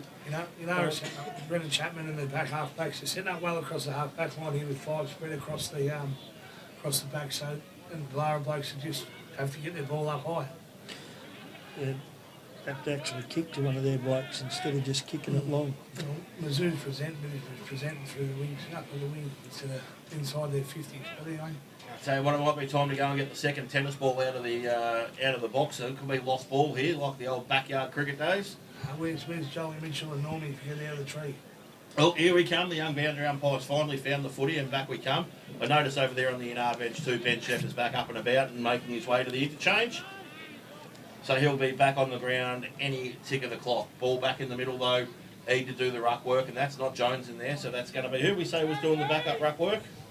No one was listening, were they? You got Liam Eade. Liam Eade.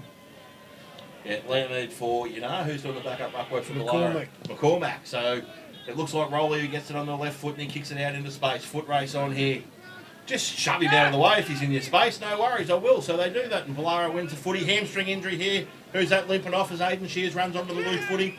Oh, another one that I thought he might have kept him, but he didn't. That's number 21 coming off there. That's Josh Sagon. Too much holiday. So he'll be replaced by Daniel Wilson, and that doesn't look promising for a return after half-time. So the umpire heaves it back into play. He gets a little flick down to Dowling. No one's able to take it cleanly initially. Ball kicked into the Boolarra forward line. Mizzou and Chapman battle for it. Mizzou pushes Chapo out of the way, goes back in and gets a footy. Pops it up to Shears. Shears goes to Mason. Mason with the ball in front of him. Snaps around the corner. No, across the face of goals, and it's going to go out. And we'll have another boundary throwing. Just another quick score there in the Gippsland League. It's not good if you're a Maul supporter. It's Trogan 40 to Maul 7. As we have the ball thrown back in here in the forward pocket.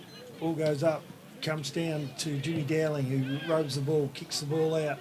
It's going to be Boolarra to bring it back in through McCormack. McCormack now, his kick's smothered, but it's going to be Boolarra pick it up. No. Solidly by Tommy Winters there. Yep, and he's going to get a free kick. So just note here, Callum Shields is pushed all the way down to full back.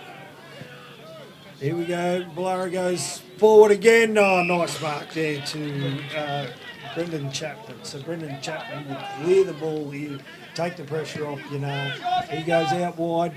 Hussey's there under the ball though for Boolarra. Fabolaro, no, Mason. Oh, Mason throws the ball out to Hussey. Hussey gets it back out to a teammate Cochrane. It goes over his head, and it's going to be Dyke for Yinnar, who comes away with the ball. He's met solidly by Marriott, and it will be a free kick down the field. So down the field it is, and Grinstead Jones with the footy. No one ahead of him except McCall and about 5 Boolarra players. So he'll have to hold on to the ball here, Grinstead Jones, and then he chips short into McCall. McCall takes the mark right in front of the Yinnar coach's box. Looks like Ned Marsh has gone deep forward, so he'll be the option with Patton. Push, shove, tap over the back. Ball hits the deck. Who wants it the most? Vandermeer looks to run onto it dangerously. Can't pick it up cleanly, and it just trickles over the boundary line right in front of the Rennie Property Sales scoreboard, which says there's 22 minutes gone. Boolarra 3-1-19, Yinnar 5-6-36. Yeah, it's been Yinnar's quarter this one.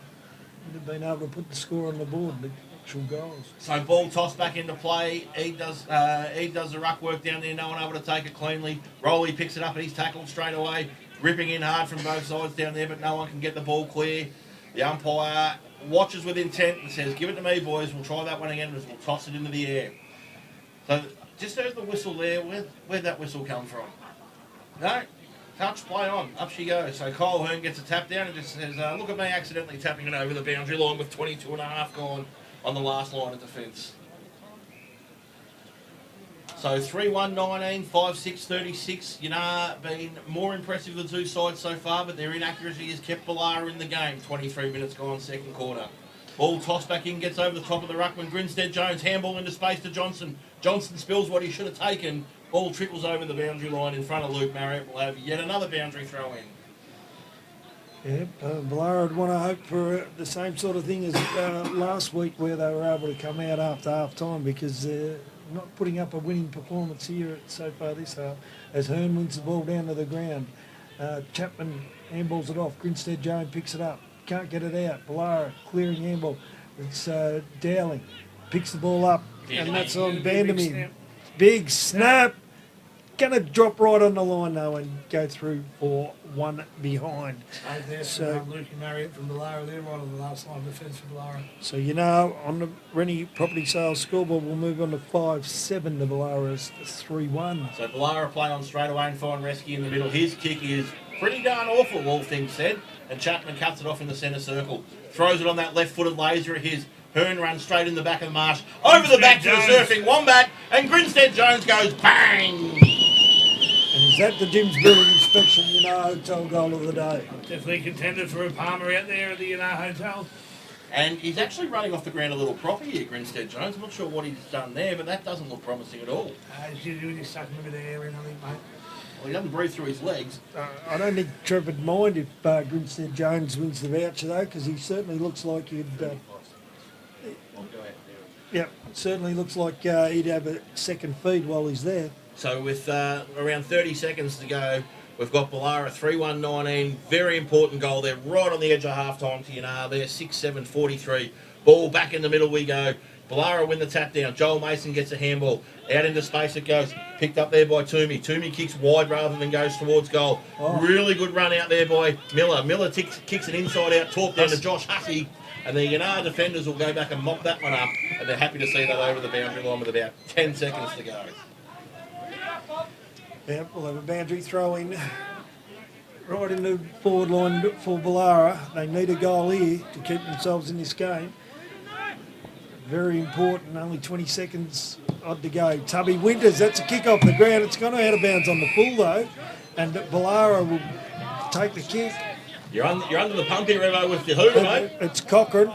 Cochrane, who will have the kick. He's outside the forward 50. He's outside the forward 50. He's looking. He's going to have to find someone pretty quickly. He does, and he's got a mark there. Miller. And that's Miller. Nick Miller for Boolarra. It's going to go back. Right on the siren. Right on the siren. So he's going to have to kick this all of 50 metres. I'm not sure if he's got it. Now, if I'm a smart footballer, Pace, who's standing on the mark here? Hendo at 5'8", or are you going to get someone who's 6'3"?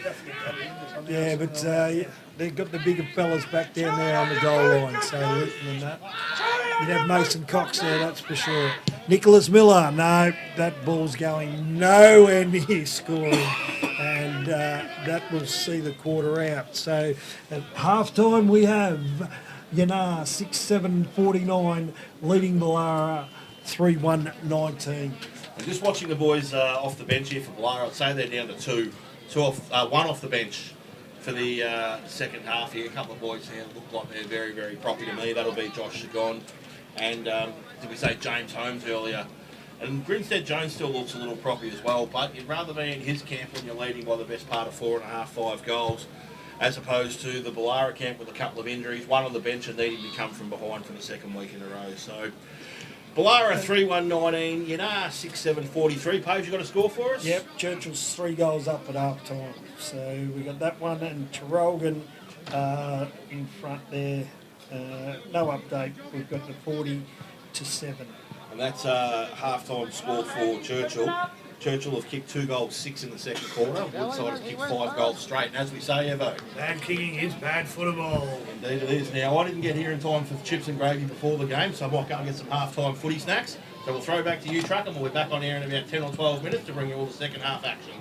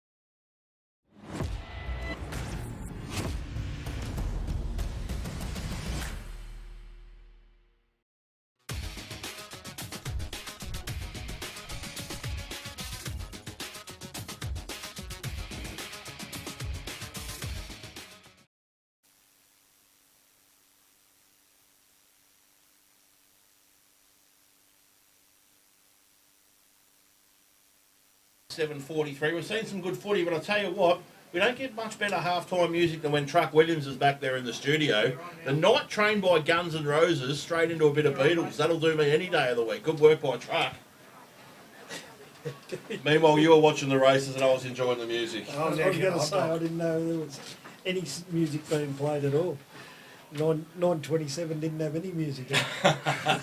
So a couple of your better players for each side up till half time. Of course, the best player on the ground will get the Rennie Property Sales Q-Bar Player of the Day Award. Who have we got in the mix at the halfway points? Wow. Callum Shields up forward, taking some really strong marks there for Yinnar. Nathan Rowley's been good through the middle. Brendan Chapman's been good. Jimmy Dowling come into the game there in that second quarter. Grinstead Jones has done some good things. Stu Patton's taken a few good marks. Hasn't done dominated anything up forward, those scoreboard wise. Seb Bamilaro and probably Lukey Linton's my standout at the moment. I reckon he's done a really good job in defence. Cut off a lot and been the release fella out for Yinnar. And in between hot dogs, Evo, the better players for the Bootown boys? Yeah, I think the Mason brothers have been thereabouts in that first half. Mizzou presenting well, even though he's had to get his his ball up pretty high. Most of the times Boolarra didn't really get it forward to centre that quarter. But yeah, across there, and then you've got Risky from in the back half there for Boolarra. That really had a standout player though for mine. No, they haven't. Someone to take the game on and really be an important player. I think Kieran Jones has been good in the ruck battle up against Liam Eade and Tubby Winners. I think he's more than held his own there. And surprisingly, I guess a little bit to my eye, and we saw it a bit last week as well, boys, at the in the game on Sunday. The ball hits the deck and he's actually almost as good on the ground as he is in the air for a big man. So he's certainly battled manfully in there. And anyone who questioned his dedication to the cause can probably have a good hard look at themselves because he's really cracked in the last couple of weeks. He's not there, just holding his own and doing all the right things. Apart from he wants to take on the cricket blokes that is young Kyle Hearn across half back for Boolarra. I can't say he's done anything wrong, but he hasn't getting his fist in there and he's been getting pumped with the ball in that second quarter and he's just been working hard, young Kyle. Yeah, I think that match-up that had me a bit worried was when Harry McCall went down there and stood next to him. Harry would do well to just run up and down the ground twice and leave Kyle in a puddle. He'd just wait for him to come back, wouldn't he? He would, but Harry had probably touched the ball 6 times on the way through. But yeah, when he was up against Big General Patton down there, Kyle more than held his own. And Shield had beat him on the lead, I'm sure, as well. But one-on-one with a physical contest, Kyle will definitely more than hold his own 3 out there. He's a solid contributor most weeks, and he's been really good again today. So, lot to do for Boolarra to get back into this game. I think I said to a few people when we were discussing this game yesterday that 10 or 12 goals is what they're going to have to find a way to kick, score to kick to get the win over Yinnar, and they've only got 3 of those goals at half time. Of course, they kicked the first of the game in about 2 minutes. So since then, they've played the best part of 55 minutes of footy and come up with 2 goals won. In Boolarra's going to work, hopefully work in their favour. Yinnar's inaccurate kicking. They've had the 6 goals, but the 7 behind. So that's really kept Boolarra in the game in this second half. And like we say every week, inaccurate kicking is bad football. But Boolarra 4 goals behind. They may still have it in him, but on the back end of that second quarter, as the big fella's jumping up and down and he's riding, I don't think he's ever ridden a winner, but he's backed one in. Back one home, he's given it a big run, but all Yinnar in that second quarter, back into that second quarter, so we'll see what folds out in the third and fourth. And we might have to get onto that siren button again. Do you reckon they'll give you permission to have another push? We'll just go double push this time. What do you reckon? Well, that should get Tony GD and the boys in the Boolarra rooms up and about because Yinnar got themselves together there on the half-back flank or half-forward flank, depending on which way you look at it, and they're ready to go. And the Boolarra boys will slowly make their way out. Here they come, the old demons. I think they did this last week and then left Hill End in their wake after half-time, so it might be a little ploy. Well, for the sake of the contest, I wouldn't mind seeing Boolarra slam on 3 or 4. Yeah, they need to get a wriggle on right from the start of this quarter because they can get blown away here. Yinnar has been playing well enough. Just a few too many points, a little bit more accurate scoring. If they keep the pressure up, this game will be TTU, Yalong North Territory. Yeah, and I can see here, a way to bring up the war, but I can see here Kane Grinstead Jones out there. He's not necessarily looking 100% limber as he wanders on down to the goal square, but he's on the park and that's a good start. When was the last time you looked 100% limber? Well, I'll leave that for you to criticise others. I'll run with the fact that he's out on the ground and he's going deep forward with General Patton, and it looks like Sheffers and Henderson heading down there with him. McCall now making his way off the bench to go forward as well with Shields. The boys in the middle are ready to go. They're the same four that started the proceedings, and the umpire's about to give them a rev up, so I'll give them a bit of a siren burst here. And that should get things going a little bit more rapidly than otherwise might have occurred. As we get a visit from one of the premier sponsors of Gippsland FM, Trevor Hornibooks, who's popped his head in the commentary box to say g'day.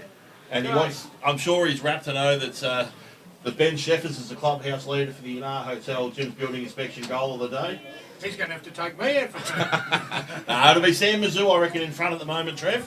He's kicked a couple for the D's. Yeah, good. Sam Mizzou or Grinstead Jones snap was pretty good. Yeah, so a couple of candidates contenders there, and I've got them listed down on my fancy paperwork here. You're certainly going to get someone who's going to use it with Boolarra and Yinnar here, Trev. Yeah, well, as long as they shout me a beer, we'll be right. Oh, nearly forgot the horn, and we get things underway here to start the second half. Yinnar leading 43-19. Ball goes up, ball comes down. Hussey hacks the ball forward with the left shoe, gets it up into the half-forward line there for Boolarra. Someone's done a hamstring there for Boolarra. Okay, I'll watch the footy, you watch the injuries. Ball gets kicked down the back there, and it's Sheffers. Sheffers Yinnar throws it onto his right slipper, kicks around the corner towards Patton. Cole Herman the front spot, hitting the ball hard there was Shawnee Fella, and he says, get it out of my space. Let's kick it down there towards where Luke Marriott is. Marriott can't pick it up. It was picked up down there by Devonshire. He gets the ball taken away from him, shoots a handball out there. Brendan Mason cracks him. Seb Famularo throws it on the left slipper and goes around the corner. Against Josh down the hamstring. It went off earlier, so... we called that before the break, so he's given it one last crack, and that'll be him for the day, unfortunately. For the year, I would suggest. You don't come back from them next week, unless you go to Bobo's Easy Buy. I would not know. I did not move quick enough on the ground before one of them. So ball toss back into play. Jones gets his hands on it and gets it down there in the direction of Marriott. He's wrapped up in a tackle, and not for the first time this season we'll see another stoppage to follow the previous one, and the ball will be tossed back into play right over there in front of the Yinnar Hotel sign. Ball thrown back in on the forward 50. Tubby Winners with a backhander. Beautiful backhander it was too, and he finds Ned Marsh. He kicks around the corner. Shields, another great grab. He was going to go and play on. Now Steve Essler's pulled him up. Must go back around the mark. He's passed it off. That went to Henderson, who took the mark, but Steve Essler says, I've blown the whistle. Still pushing You around. will. I don't know how far into the fence are you pushing. So Callum Shields, very difficult shot. He's going to be looking for a pass, surely. There is no daylight for him to see there. He's gone for a drop punt. Tell you what, went skinny side though, and threw for one behind. So first score on the board in this third quarter goes to Yinnar, and they move on to 6 goals, 8 to 3 goals 1. So ball brought back into play, far side of the ground. Jones takes a mark, and he looks proppy as well. Quick score update from the Churchill game. 8-9 Churchill, 8-2 Woodside, so only 7 points in it there early in the third term. Side on the march back. Jones goes long down the line. Mizzou spoils the ball from behind. Famularo takes off, kicks the ball in the direction of Sheffers. He pirouettes beautifully, gets onto his right foot, laces out the general, and then goes for the drive-by handball. Stop being selfish, Benny boy. Turn around and have a look.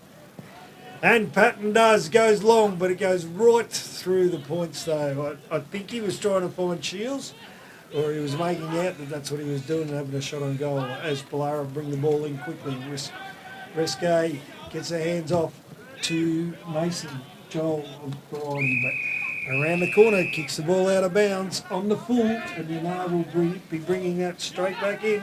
So that'll be Daniel Johnson. And he takes the ball out of the arms of Tony Giardina, kicks forward towards Henderson. Cochrane gets a fist on it. Joel Mason reels around onto his left, kicks into a dangerous area though, because it's the other Johnson there. Johnson to Johnson, you beauty, we love that one. He kicks a little one up in the air. Boys fly for it. Mark taken there by Rowley, and he's 48 metres out on a 45-degree angle. Too far out, so he chips the ball across the face of goal, and Marsh takes the mark, and I'll back him in from here. Cochrane was looking for the contact then, and Rowley just went for the ball. So it was a nice, easy mark for him. Line up, 45 metres out, a little angle there. Take a big kick from there, kicking right on the 50 page. I'm not sure he's got the distance. He comes right in though, gets the ball on the way. It's going to fall just on the line as Jones got his hands to it. The umpire says yes, and he is through for another behind as Cochrane quickly brings the ball back in for Boolarra. Sends the ball out long looking for Sam Mizzou. Sam Mizzou can't take the mark, but he's interfered with and will get the free kick. Seb Familara comes in and tackles him. Umpire gives him the benefit of the doubt and says, keep on going. Out to Luke Marriott. Luke Marriott now. Terrible kick. Can't find anyone. It's going to be Yinnar here to clean it up again through Tubby Windows. Jimmy Dowling onto McCall. McCall for Yinnar. Swings around. Kicks it into the forward line. Is General Patton out there for Yinnar. Cracks damn wall, Paves. Cracks damn wall. Here we go. No. Henderson. Jared Henderson for the ball has only just moved inside the forward 50 from 3 kicks. He's a little handball off to Seb Familaro, who goes goalward, puts it into goal square. Now big fella Jones takes the mark. Cochrane, you will not be allowed to play on because it is paid a mark. So big Kieran Jones in the goal square. Gets up gingerly. He's got a knee in the back. Cochrane's hanging around. He wants the handball. Why wouldn't you get it off? You've got nothing else to kick it to. He goes out wide now and high. Players are going to have to sit under that. Rowley with the big punch goes out towards the boundary line. Familaro led for the ball but couldn't pick it up, and it'll be rushed over the line. So right out there on the 50-metre arc. Yinnar in attacking again. Boundary umpire throws the ball back in. Jones once again comes in, gets the ball forward. But it's going to be picked up there by Henderson again, I think it is. Can't quite get it out. There's a quick handball out. It goes to Boolarra. And that is Marriott. Marriott over the top. Looks for, finds Mizzou. Takes the mark. Gets back off that mark quickly, but got no one to go to. He's looking. Now he goes to the centre forward. Long lead coming up there. Boolarra bloke, Risley it was. Can't take the mark. Going to be cleaned up through Linton. Familaro kicks. Finds Johnson. Dean variety. He goes into the middle of the ground. Yinnar are off to the races again. Coming in long. And it's going to be Grinstead Jones. Overhead. Takes the mark. 40 metres out, will go back, shot on goal. Back in the kick this one, coming up 35 metres out, directly in the front. So give yourself plenty of room for the man on the mark. And we're back to Surfing Wombat in the kick one here.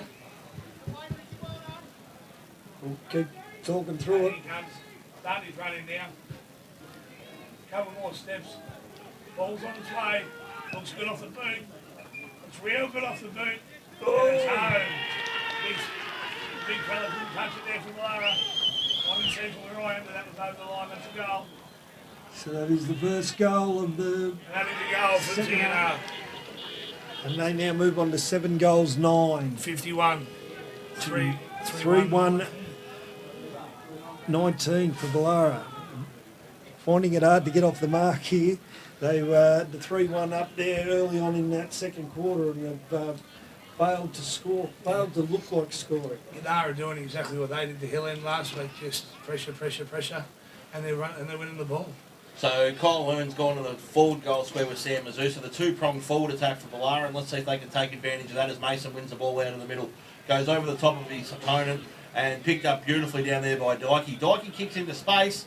Johnson slides in, picks it up, pops a handball over the top there to the other Johnson. He goes long down the line. Big General Patton, look at him charge out. He gets down low but can't complete the mark. He goes back and has a second and a third crack at it.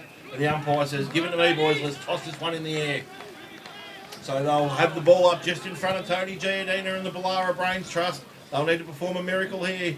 Jones comes in, beats Marsh, gets it down to Hussey. Hussey tries to knock it out to Cochrane. He does now via the handball. Cochrane goes back to Mason, who's tunnelled over the boundary line.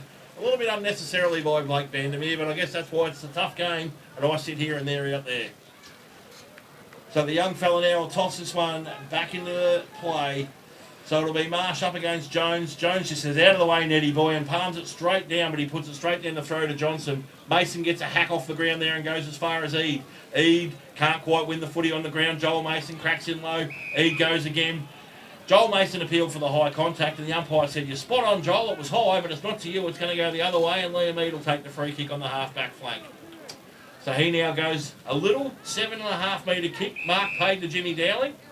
So Jimmy with the ball on centre wing, near side. He goes long down the line. The big general's down there, but so is Kieran Jones. Old Curly Tops can't take the mark, though. Cochrane pops a handball into space. Free kick's been paid off the prune, and they've been robbed again of the advantage, Boolarra, because they were off and out there, but ball comes back. Half-back flank here, so they've got the ball, and that'll be Sean Feller with it.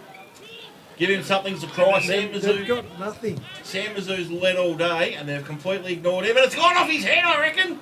It's hit him on the mallet and shot over the boundary line. The umpires plucked a free kick out for high contact. I'm not sure if that was off his head. I think the credit's got to go to Jimmy Dowling coming through. We'll watch it on the replay. Punching that ball, we can. So Jones comes inside and It's finds, being live streamed. finds Toomey there. So Toomey looks to go central and puts it straight down the throat of Jimmy Dowling like he was wearing a red and blue jumper. There's my man. Jimmy can't manage a handball of 3 metres these days, but he's good enough to go back and get it off Chapman. He might be able to handball, but boy can he kick. As Grin said, Jones says, thanks very much for that one. Grinny chips it into space. Oh, McCall. Oh, another grab. Shields. Shields, yeah, sorry. This is a little bit like watching Goddard yesterday. It was. Right in front of us down here. Sides the chip. Short in the pocket. He finds Matt Williams, is it? Williams. Same angle, just 30 minutes, 20 metres closer. No, it's not. It's Daniel Johnson. Daniel Johnson for Yinnar. Going to soak up some of the clock here. He's taking as much time as he wants. He's getting some terrific advice here from Glenn Richards too. Richo's talking to him about the angle. He's talking to him about the wind. And he's saying, righto, make sure you keep your head right over this footy. It's unusual for Richards to be talking. No, not at all. So in he comes, Babes, call it home. And a little skip there like Josh Kennedy, but it's going to go off to the left-hand side. He dances around, tries to bring it back, but once you've kicked it back, you've got no control over it, and that is through for a behind. Couple of quick goals to Churchill, 10-10, 70. They lead 8-3, 51 Woodside, so a 19-point lead there halfway through the third quarter at Glengarry. As Cochrane now brings the ball back in for Boolarra, goes out to the far side looking for Sam Mizzou, but he's outpointed by Chapman. Chapman brings the ball back into the inside. He's got a teammate in there. Indeed. And Eade goes long, looking for Vandermeer. Can't complete the mark, goes over the back as Patton comes rushing through. Vandermeer butters up, picks the ball up, has a shot on goal, but out of bounds on the full, and Boolarra will take the free kick through Marriott. So Marriott for Boolarra. Once again, every Boolarra player is manned up here and there is not enough movement. They've got nothing to kick to. Poor old Marriott's going to just have to blindly kick down the line, which he has. But found a target, and that's going to be Chucker Toomey. Marcus Toomey. So Toomey on the half-back flank now, told to play on he does. Inside out, Torp, straight down the throw to Chapman, Chapman to Dowling. Dowling takes too much time, but he gets his foot on it. Too much time, he's still got the kick away. Mark taking it centre half-back, and a beautiful pass there to Joel Mason. Joel Mason going to go onto his left foot. He's got big Kieran Jones offering him a lead. Maso puts it out in front of him. Gee, that is room service. Room service to Jones, who marks in front of Eade. He's still a kick and a half away from goal, though. He plays on, lopes in towards goal. Front punts it down the ground and puts it straight down the throat of Linton, who drops it. But the ball's picked up down there. And Johnson flies and takes a hanger! Once again, Boolarra going into their forward line. Oh, Chucker Toomey, the human stepladder there as Jono sat on his back and took the hanger. He plays on now and goes down the line to Marsh. Marsh takes a mark, rolls onto his left. He'll look for Shields. He kicks a front punt out in front of him. Shields hits it at speed. Sheff is there looking for the handball. It's also Dyke looking for the handball. Dyke bursts through the tackle, bursts into the open goal, slams it through. Yinnar home. You're going to call it now, you're going to call it nice and early. Called in the second quarter yesterday, the 10-10 North came, and he's called it now, the big fella. On the ready property scoreboard, 13.5 minutes in, you've got Yinnar, 8 goals, 10, 58. lead Boolarra 3 goals, 1-19. That is a 39-point lead, Pubs, and my maths is right. Yeah, look, Boolarra don't look like scoring at the moment. After what they did last week to Hill End after half-time, you would have thought that they would have come out with some intent, changed things up a little bit. Nothing's changed. They're flat-footed. They're sitting around spectating when they've got the ball.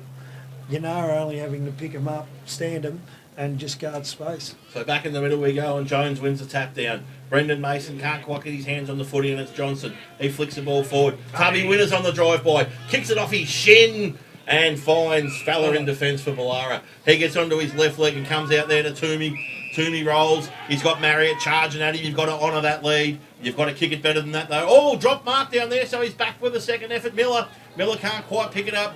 Now, Yinnar out through the numbers here. They kick up towards half forward. Going back on his own as Fowler, who takes the easiest of marks. Looks to switch here.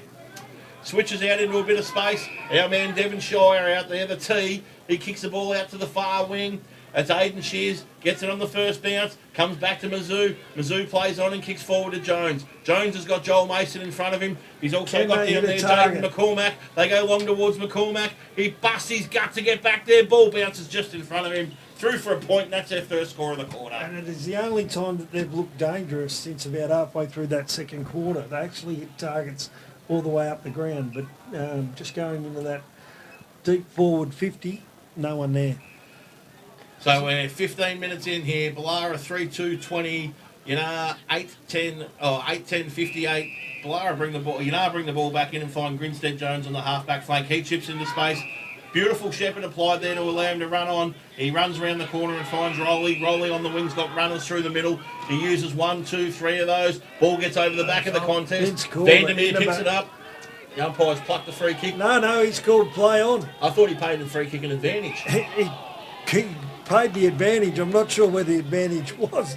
I had no hope of getting that. Blake Vandermeer was being tackled as Steve Essler called advantage. So Fowler now in the half-back flank. Kicks the ball out towards the wing. Over the back of the contest it goes. Mizzou and Chapman and Mizzou. Winters and Jones in there. Winters gets squashed by Mizzou, and he'll get up and take a free kick about 75, 80 metres around from the Yinnar goal. Yeah, well played there, Tubby. He just jumped on the ball, and the Yinnar bloke just collected him. Boolarra bloke, sorry. Just taking a little bit of time to find his feet. He'll give a little sneaky handball here to Chapo.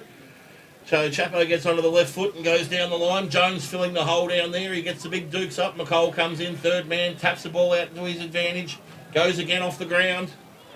Oh, it's little Benny Shepherd's clever pickup. Tried to get the handball over the top, but that was just Vince Corbett got his hand on it and took it over the boundary line.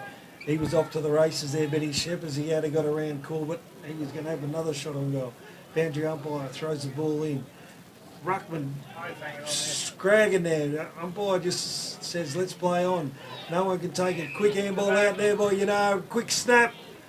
Oh, has he paid the advantage? No, he hasn't. It's Benny Shepherd's that will be going back 20 metres out directly in front.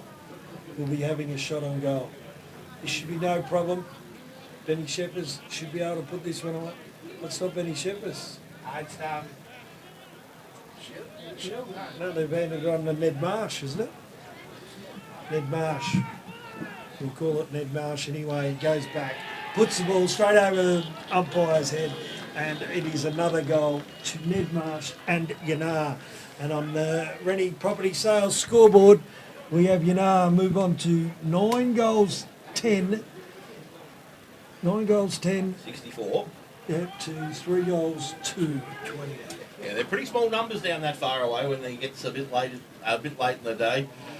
But that's the important factor. 64 plays 20, 18 minutes gone here in the third quarter. And Yinnar can start prepping themselves for a preliminary final next week against Tarwin. And Boolarra can start putting the costumes on for Mad Monday, because that is all she wrote as Marsh goes through the middle again. Cochrane comes through pretty hard then. He's making the Yinnar bloke work for it. He knows it's gone. So free kick paid before that, I'm going to suggest, and that'll go to Shears, who's gone into the middle. So you can't excuse Tony. You can't blame Tony Giannina for not trying a few things. He's put Joel Mason forward, Shears in the middle, and they've connected up beautifully there. You've just called it, and that's exactly what's come off. So Joel will go back, and it looks like he's just inside the 50. He's got a beautiful left leg on him, so he'll go back and have a shot here and try and add a little bit of late respectability to the scoreboard here in the third quarter. Still a quarter and a bit to go.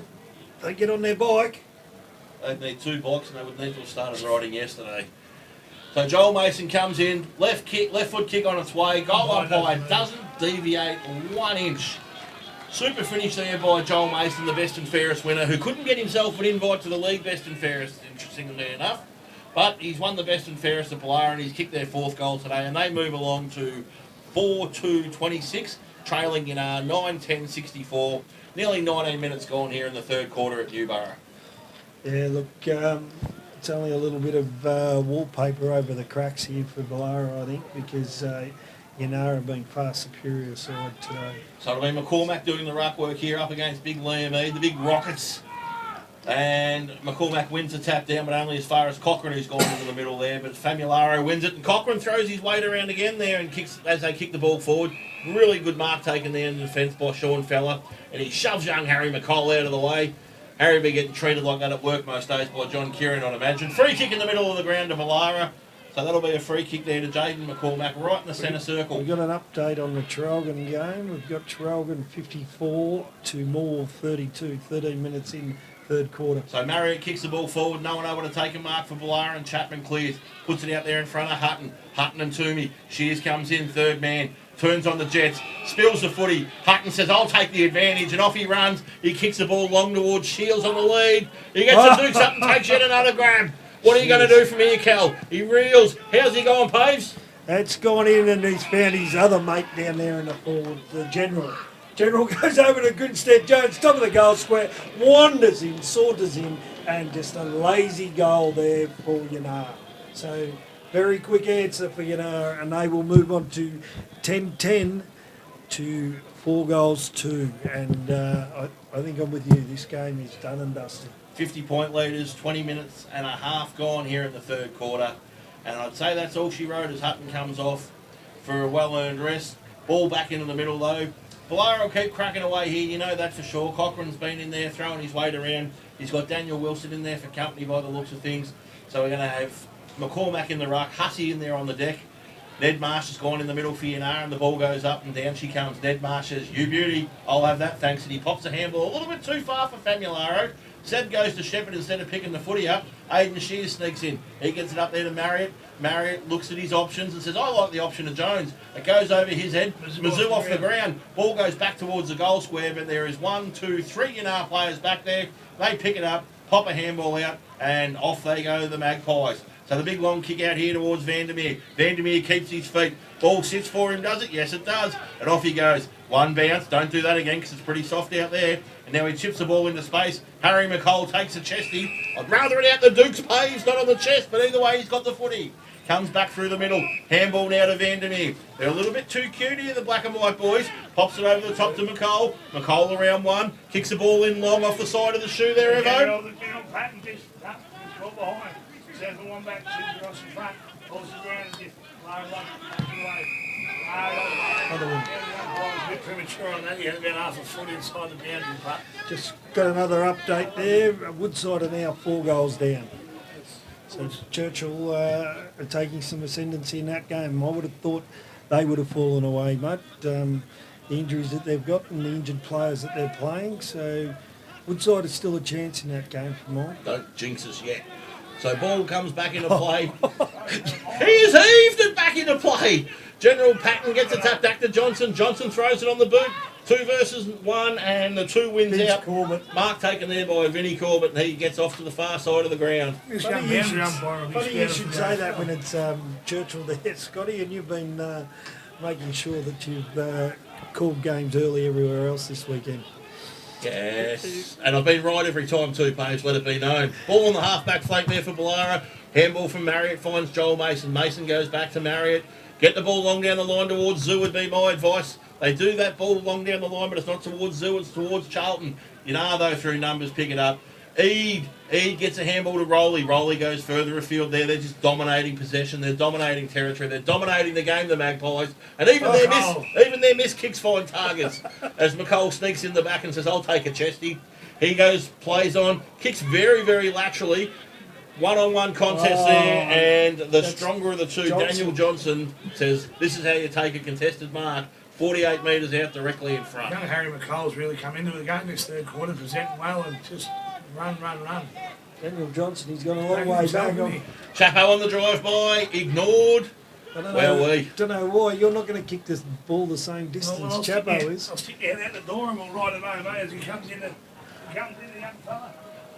Winds up, goes to the top, right in the centre square, and the rough Mizzou from Boolarra sends it through for one behind. Very important point there to Yinnar. And I think that was a little bit selfish by the player, because he should have certainly got it off to Chapman, who could have kicked that distance. He could have handballed it through Chapo. Anyway, we're going to have Mason brings the ball back in. Little kick there to Mizzou. Handball back to Mason.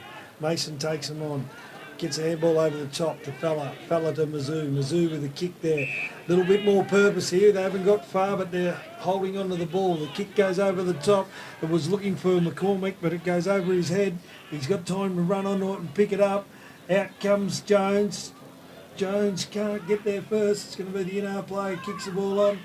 But McCormick, once again, butters up. Kicks it into the forward line. No one there for Boolarra. Chapman comes through, picks it up, he's tackled straight away. A little bit of push and shove going on there. It's an half forward, but players have seen the ball over the boundary line, deep into that forward pocket for Boolarra. Chance to score again, desperately needed. There we go, boundary umpire brings the ball back in. Jones sets himself, finds the front position, tries to bring the ball down, it goes to ground, picks it up, but knocked out of his hand again. And once again, Yinnar. Kick, that's smothered though. Handball back to Hearn with a quick kick in to centre half forward. Ball comes back to the middle and it's Seb Familaro for Yinnar. Handball off to, I reckon that's Williams. Williams kicks the ball out long, but it's all Boolarra out here, and it's going to be Brendan Mason wins the race to the ball.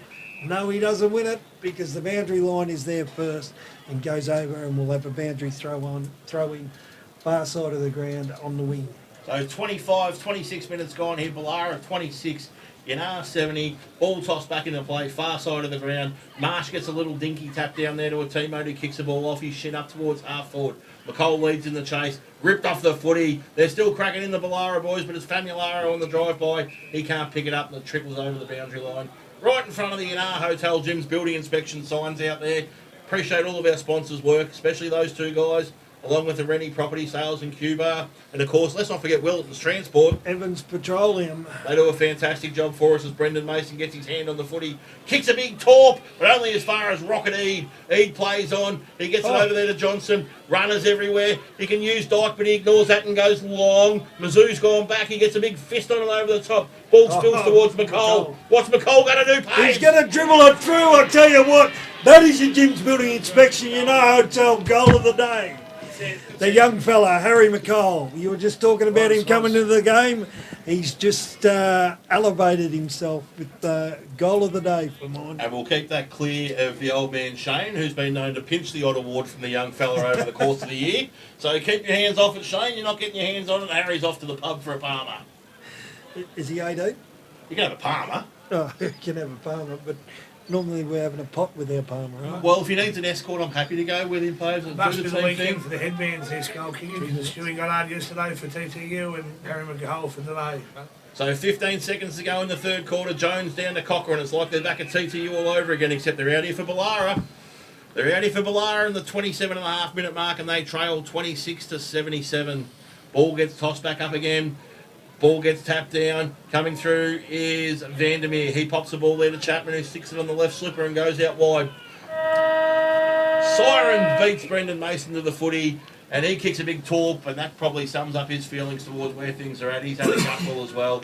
Busted their chops all year, the Demons. Probably deserved a better finish than this, but at three-quarter time, they find themselves trailing 4-2-26 to 11-11-77. There's 25 minutes or so to go for Boolarra. It's a preliminary final ahead for Yinnar. Yes, look, I think, and Yinnar have been the better side. Look, Boolarra look like they've had injured players, so they might be the Churchill of the mid-Gippy. They haven't been able to link up past the centre of the ground. going forward, they've been looking for targets. It's just been all Yinnar. Yinnar have been able to cut the ball off. And speaking Churchill of the Mid-Gippy, Churchill of the North Gippy, 12-11-83, 23 points in front of Woodside, 9-6-60. That's at three-quarter They're time. home. Courtesy of Kenny Kerslake. They're home. The big oracle, are they home, mate? I would need to know how many blokes are still injured for Churchill to declare You them. can't see the He future, doesn't want to mate. call them. He doesn't want to jinx them. Without having all the facts available, Anthony, it'd be remiss of me to suggest what could possibly happen. I was at yesterday's game, I was at today's game, I saw the injuries, I saw the game, it's easy to call. I'm not at Glengarry, as much as I'd like to be there cheering on the You Cougars. called Newborough too.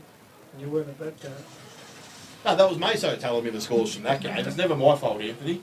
Anyway, mate, before I call you Anthony for a third time in the same day, let's get back to truck in the studio for a few sponsors' messages before we come back here for a ripping last quarter in the Mid-Gippsland Football League.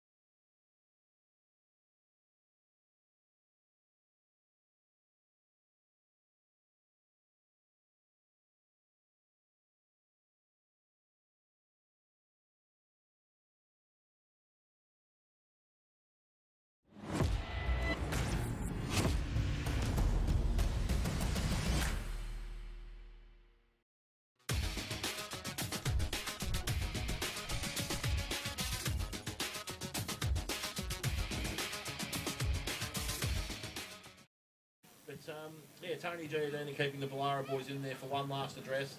Surely can't be trying to convince them they can kick 12 unanswered goals in the last quarter, Faves. No, he's asking to save a bit of face at this stage, I say. Season's on the line, all those sort of talks. We can come back from here, but realistically, I think their season's done. Yeah, I'm not even sure my mate Lloyd Christmas would be suggesting there's a chance here, but they've battled manfully all year. Boolarra, it's a huge improvement across the course of 2 or 3 seasons for them from where they were 4 or 5 years ago when they went seasons winless. To get through to the finals, not only to qualify, but to then go ahead and win one. Great result for them from that point of view, but I'm sure when they get home today and have maybe a cold beverage or two, they'll probably kick themselves at a missed opportunity today because they certainly haven't played their best football this afternoon. Vince Corbett and Josh Segond, I would say 2 of their players injured and not coming back out, plus and Holmes as well. So a little bit depleted on the bench, but I don't think that has been the difference today. I think Yinnar have just been the better side. And I'm a massive fan of the Meanderers, the same duo, heading down to the far end. No interest in just getting off the ground and letting us get things underway. They're going to walk right down to where their vehicle is and pop over the fence at that point. Another one there for Boolarra, Kyle Hurd. You notice he finished that third quarter on the fence, so is he back out on the ground or can't notice him?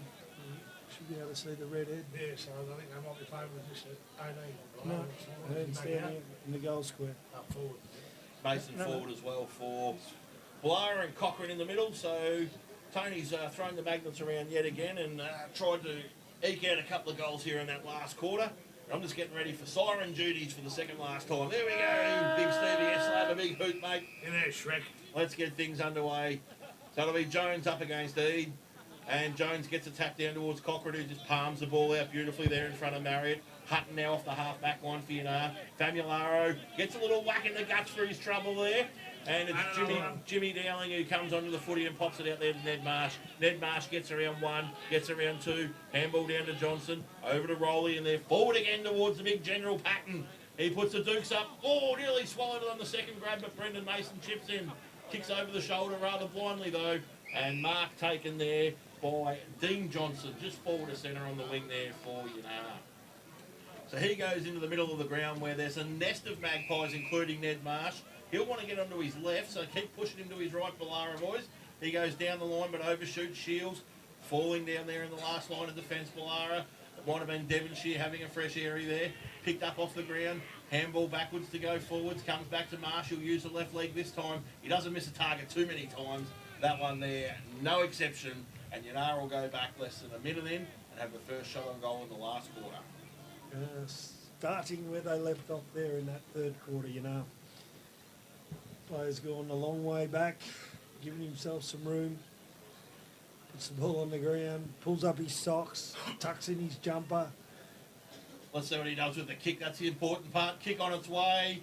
Oh, he's happy with it. He's got the hand in the air early. That's fine, good big fella. Give him the big Jonathan Brown early door celebration. There's in a minute and a half into the last quarter. You see Yinnar go to 12 goals, 12, 84. Lead Boolarra 4-2-26. It's going to be a sombre night there in Boolarra tonight. They'll be having a few drinks to wind up their season. This game is all over. So back in the middle we go. Marriott in there, Cochrane in there, Shears in there, Jones in there. Four blokes who wouldn't have known where the club was 2 years ago, seeing out the last quarter, and Jones spikes the ball up towards half forward and injures himself in the process. Ball falls out near side of the ground where Famularo leads in the chase for the footy. Pretty happy to get his hands on it there. He is. And he's got the one-man strip and he's ripped it off a good mate there because those two blokes have been having a bit of a laugh and a bit of a push for the last few minutes. Ball gets kicked in here. Nicky Miller comes out along with Hearn. Hearn gets his arms up, pops a handball to no one in particular. Famularo ends up with it again. His mate tries for a fourth time to throw him on the ground and can't do it. You've got to work harder, Jaden McCormack, because Chapo says, I'm getting the footy out of here. Goes down the line to Patton. Patton can't quite get it on the second grab. Goes for a kick off the ground, has a fresh airy, has another go and gets a bit of slipper on it this time. Boolarra though through Jones, come back this way. Mason can't get his hands on it. Now Sheffers can. He kicks the ball forward. Up there towards Grinstead Jones. He taps it out into space. No one there in black and white though, and Cochrane will mop things up. And here goes a big torp. I love a torp. And what? Oh, he's laced him out. But Charlton spilt the bickies and it hit him right in the guts and he dropped it. Jimmy Dowling will crack in there and he's pushed out of the way by Aidan Shears. Flying shot on goal and I can't see Paves. Yeah, we got me head in his phone. Chapman just kicked through the line. Come on, Chapman! Chapman wastes no time, brings it in short to the pocket here. Fella, he takes off. Runs his full measure and delivers it down the wing, Scotty. I can't see anymore either. Well, Henderson takes the mark there in front of Brendan Mason, who looks all but defeated, the poor pasty one. He's busted his guts all day, Maso, but it's all done. And that kick goes down the line a little bit high for Johnson.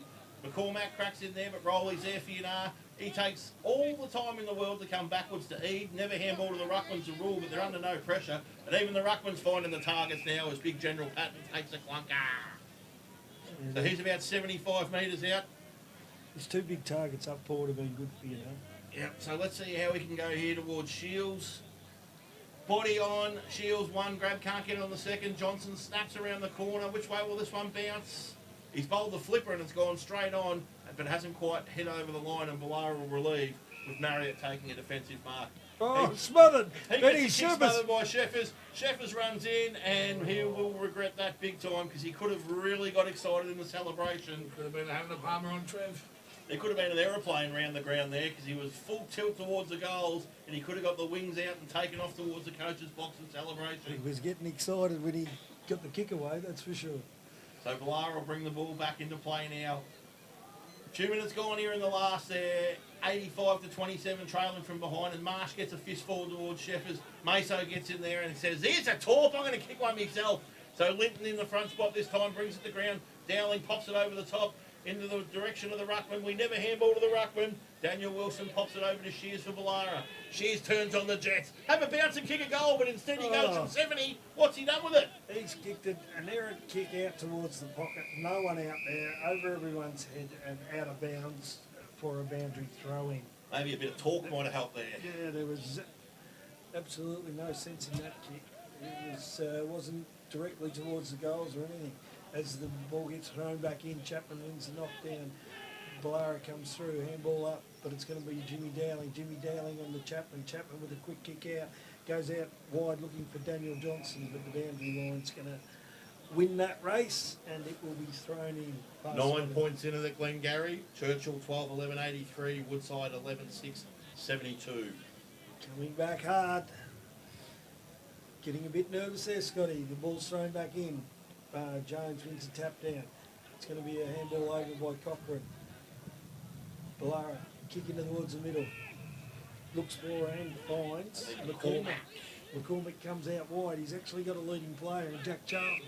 So Eddie's son comes out, takes the mark, kicks to Hearn. Hearn, the flying Hearn. Too fast for Chapman was Kyle Hearn. Oh, and then stuffs the kick up, but it's gone back to Mason. Mason back to Hearn. Hearn, little dinky kick, and that's going to be, who's that? Shears. Shears kicks the ball into the forward line, picked up by a teammate. That was Hussey. Hussey out to Luke Marriott, who has a snap on goal, but only one behind. Could have been in line for the Jims Building inspection, you know, hotel goal of the day, but it's not. It was a point. As Williams, now Yinnar, takes the ball deep in the forward line, runs out of the square, gets the kick away. Boyd's a teammate. Nice strong mark out there by the young fella. I can't see who it was, but might have been Johnson. It is Daniel Johnson. But a hurried kick up and under. But his luck's fortunate. It's fallen into the hands of a teammate who now runs on, plays, kicks the ball into the middle of the ground. Nice mark there by Boolarra. Comes out wide, looking for Mason. Mason goes to ground, can't complete the mark. Picks the ball up though, has time. Kicks it, looking for Fella. Fella takes the mark at centre forward there for Boolarra. Goes back off, looking for a lead. He's got one coming to him now. Hussey. Hussey. Oh, has he taken it? No, it's come up the hands of Yinnar. Gets the handball away. Nice little kick, and Shears takes a mark into forward 50, and Boolarra might actually be able to score a goal in this game. Yeah, really nice pass there from Marriott. Just a bit of poise in the forward 50, lowered the eyes and found a target, which is something Boolarra haven't been able to do for about 100 minutes now, unfortunately for them. So you got your head out the door here, Evo. What's going on? Because I can't see through bricks. Heads out now, Luke Marriott lines up, kicks truly. What's the sail over his head? That's a consolation prize for Boolarra there. That's a goal there from Aiden Shears. Aiden Shears for Boolarra. It was. So, The Ready Property scoreboard. We've got 9 minutes in. Boolarra 5-2-34, 5-4-34. Trail, Yinnar 12-13, 85. So that score from the Churchill Woodside game was 8 minutes in. 6 points of difference. Plenty of footy left in that one. 20 points of difference at three-quarter time. Traralgon leading more. 60 to 40 at three-quarter time. Back in the middle we go, and up she goes. Big Tubby Winner's back out on the ground. He can't quite get the ball clear. Shears goes in and picks it up with one hand. Bundled off it though as Williams cracks in. Johnson gets a handball out there to Famularo. Scores a level at Churchill. And he's off to the races. Goes long down the line to Linton, who's popped forward. No, it's not Linton. It's Ned Marsh who's gone forward. I didn't think Linton would get down there. Marsh gets on that trusty left of his. Goes across the ground. Fella runs back. Williams picks it up. Charges into the open goal. Bang! Through the guts it goes. Nice little sidestep there, just to break himself free. And that's the quick answer to Yinnar that they didn't really need because they're a million miles in front here. And it's Yinnar now. 13, 91. It's a 5-4-34. I was just waiting to see whether or not the 13 had been updated to 14, but nonetheless, 13-13 it is on the Rennie Property Sales scoreboard. We haven't got the close one anymore. It seems scores are level with Woodside and Churchill at Glengarry. But wouldn't you love to be a volunteer today, Pace? Yes, because their president will be nominating someone to take home the $50 fuel voucher from the sponsors of Evans BP Petroleum Morton's Transport. As Yinnar go forward again, Henderson. Woodside 6 points up. Henderson off to Johnson. Johnson down there to Sheffers, and you wonder why I wouldn't declare it over, Pace. Someone knows footy. Sheffers now 70 metres out from goal. Don't look at me like that. Yes, he chisels a pass in. Intercept mark taken down there. Really strong mark by Wilson. He rolls and kicks it out here towards McCormack. McCormack takes the mark. Big Kyle Hearn on the charge. You've got to honour that lead, surely. It goes over Big Kyle's head, and Dykey says, thanks very much for the footy, boys. I'll just settle things down here across the half-back flank. So Dyke goes short to Famularo. He's got runners through the middle if he wants to use them, but instead goes backwards to Chapman. Chapman, he goes sideways there, and it's a bit of triangle work here back to Dyke. He's got two down the line. One's Dowling, one's Eade. We never kick to the ruckman, though. Dowling does. Takes the mark, kicks to the ruckman. Now, Boolarra have done well here to make the big ruckman kick. Let's see what he offers. A beautiful pass, never ever in doubt. Why would you doubt a ruckman's ability to kick the ball when they can do it so wonderfully? So they play on down there now through Johnson. He goes to a dangerous spot. Ball hits the deck. Brendan Mason overruns it. Goes back in a second time. Pops it up towards Cochrane. Cochrane fumbles the ball forward. McCall can't quite take it cleanly. Ball spills out the back of the contest. Marsh gets in there clean. Pops a handball out to McCall. McCall gets through one. Gets it over to Henderson. Henderson pops it over to Vandermeer. Vandermeer around the corner. Cream added to cake. 14-13-97. Boolarra 5-4-34. 12 minutes gone. She's over. Yes, we haven't got the close one anymore. That's out there at Glengarry, and exciting game. But this one, Yinnar are off to play in the preliminary final. Millie missed the finals due to, I think it was 5 games with under 6 points that they lost throughout the year. Still able to scrape in, so they're always going to cause some issues for the sides because they've been very competitive all year. So back in the middle we go, and it's Jones up against Eade. Jones gets over the top, puts the ball down beautifully there to Cochrane, who fumbles it. Jones goes back in and punts the ball forward. Linton down across half-back, pops a handball into space there. Hutton picks it up, gets the arms in the air like he's presenting Simba to the bloody community in The Lion King. Pops the ball out there towards McCall. McCall can't pick it up cleanly. He's spragged to the ground, and umpire Ethel says, have a kick, Harry. And Harry says, don't mind if I do. Plays on and reels around the corner. Kicks the ball to the dangerous spot. The big boys fly. Who's out the back? I tell you who's out the back. No one except Yinnar. And that looks like Henderson going in. And it is dead set party time for the Pies. Who wants a goal? Line up. That's right. Boolarra have backed it up. They're thinking of having their big weekend. A silly Sunday leading to their Mad Monday tomorrow, I think. I've got the costumes ready. I think they'll be then done. Boolarra Pub will make a fortune this weekend. Boolarra Pub, they drink at Yinnar. You'd be off to the Yinnar Hotel, I would have thought, when they sponsor the radio station. And with 13 and a half gone, it's Boolarra 5-4-34, trailing Yinnar 15-13, 103. Ball back in the middle. Let's see what sort of party tricks they've got left for us, the Maggies. Jones does well again to bring the ball to ground, but it's Yinnar coming clear through Vandermeer. He fumbles the footy to Eade, goes back and gets it on a second occasion. Famularo thrown out of the way by McCormack off the footy, and the umpire says, I didn't see that even though it happened right in front of me. He's had a good game, little Famularo. Yep, and Aidan Shears takes advantage, kicks the ball deep into the forward 50. So Brendan Chapman, his little shove to Kyle Hearn picks it Oh, up. handball out. Who was that? That Kyle was a Hearn. goal. Yeah, to Daniel Wilson. Wilson for the goal for Boolarra. So it's not really that telling. Daniel Wilson. And then someone's got the car there. There's a bit of push and shove there. Boolarra bloke getting sent off the ground. McCormack. I genuinely thought earlier they were joking because McCormack's had about 6 cracks at him in terms of what I thought was just a bit of mateship between a couple of blokes having a laugh. Him and Boolarra have been out all day, and I think easily just caught a little sneaky one to the chest and just sent McCormack on his way. And it's not a bad result in terms of just making sure things don't get out of control. As Yinnar now take the free kick that comes with the send-off, and Henderson marks on the half-forward flank. He pops the ball backwards to Johnson. Johnson goes long towards the general, but don't worry about the general as Shields. He goes towards Shields, but don't worry about Shields when the general's there. He chips in and marks it. He then kicks it to absolutely nobody. He's dead set kicked it to nobody, and Boolarra says, I'll take this from the Boolarra kick, and he plays on and gets on the left. He chips it into the pocket. Over the top of Henderson, is it? Out of bounds on the full, and Boolarra will take the kick right in front of the Rennie Property Sales scoreboard, which after 16 minutes has Boolarra trailing 6-4-40 to Yinnar 15-13, 103. They go short with the kick in. Sheffers gets a hand on it, interrupts that, picks it up, pops a left-handed handball up to Boolarra. He's on his favoured left foot, kicks to the dangerous spot in front of goal. Picked up there, handball drifted into space. No one able to pick it up cleanly though, and Boolarra look like they'll be able to prevent yet another Yinnar goal. Although the ball's still alive, now it pops out the back and the umpire says, no, give it to me. And I'll toss this one up 15 metres out directly in front of the Yinnar goal. McCall to do the ruck work. He's blocked from the run. Surely that'll be a free kick. And old Jesus here himself, young H-Bomb, will go back and have a shot on goal from 20 metres out directly in front.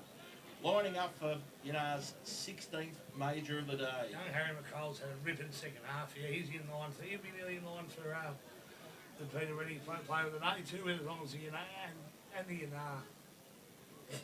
You got that one? On the Yinnar pub goal of the day. It's like he's just started the malfunction there, Evo. McCall comes in, bit casual, a little bit cute perhaps, and he's pushed it wide. He's managed to kick their 14th behind of the day though, and it goes to 15-14, 104. Their 64-point leaders, Yinnar, 17 minutes gone. Boolarra 6-4-40.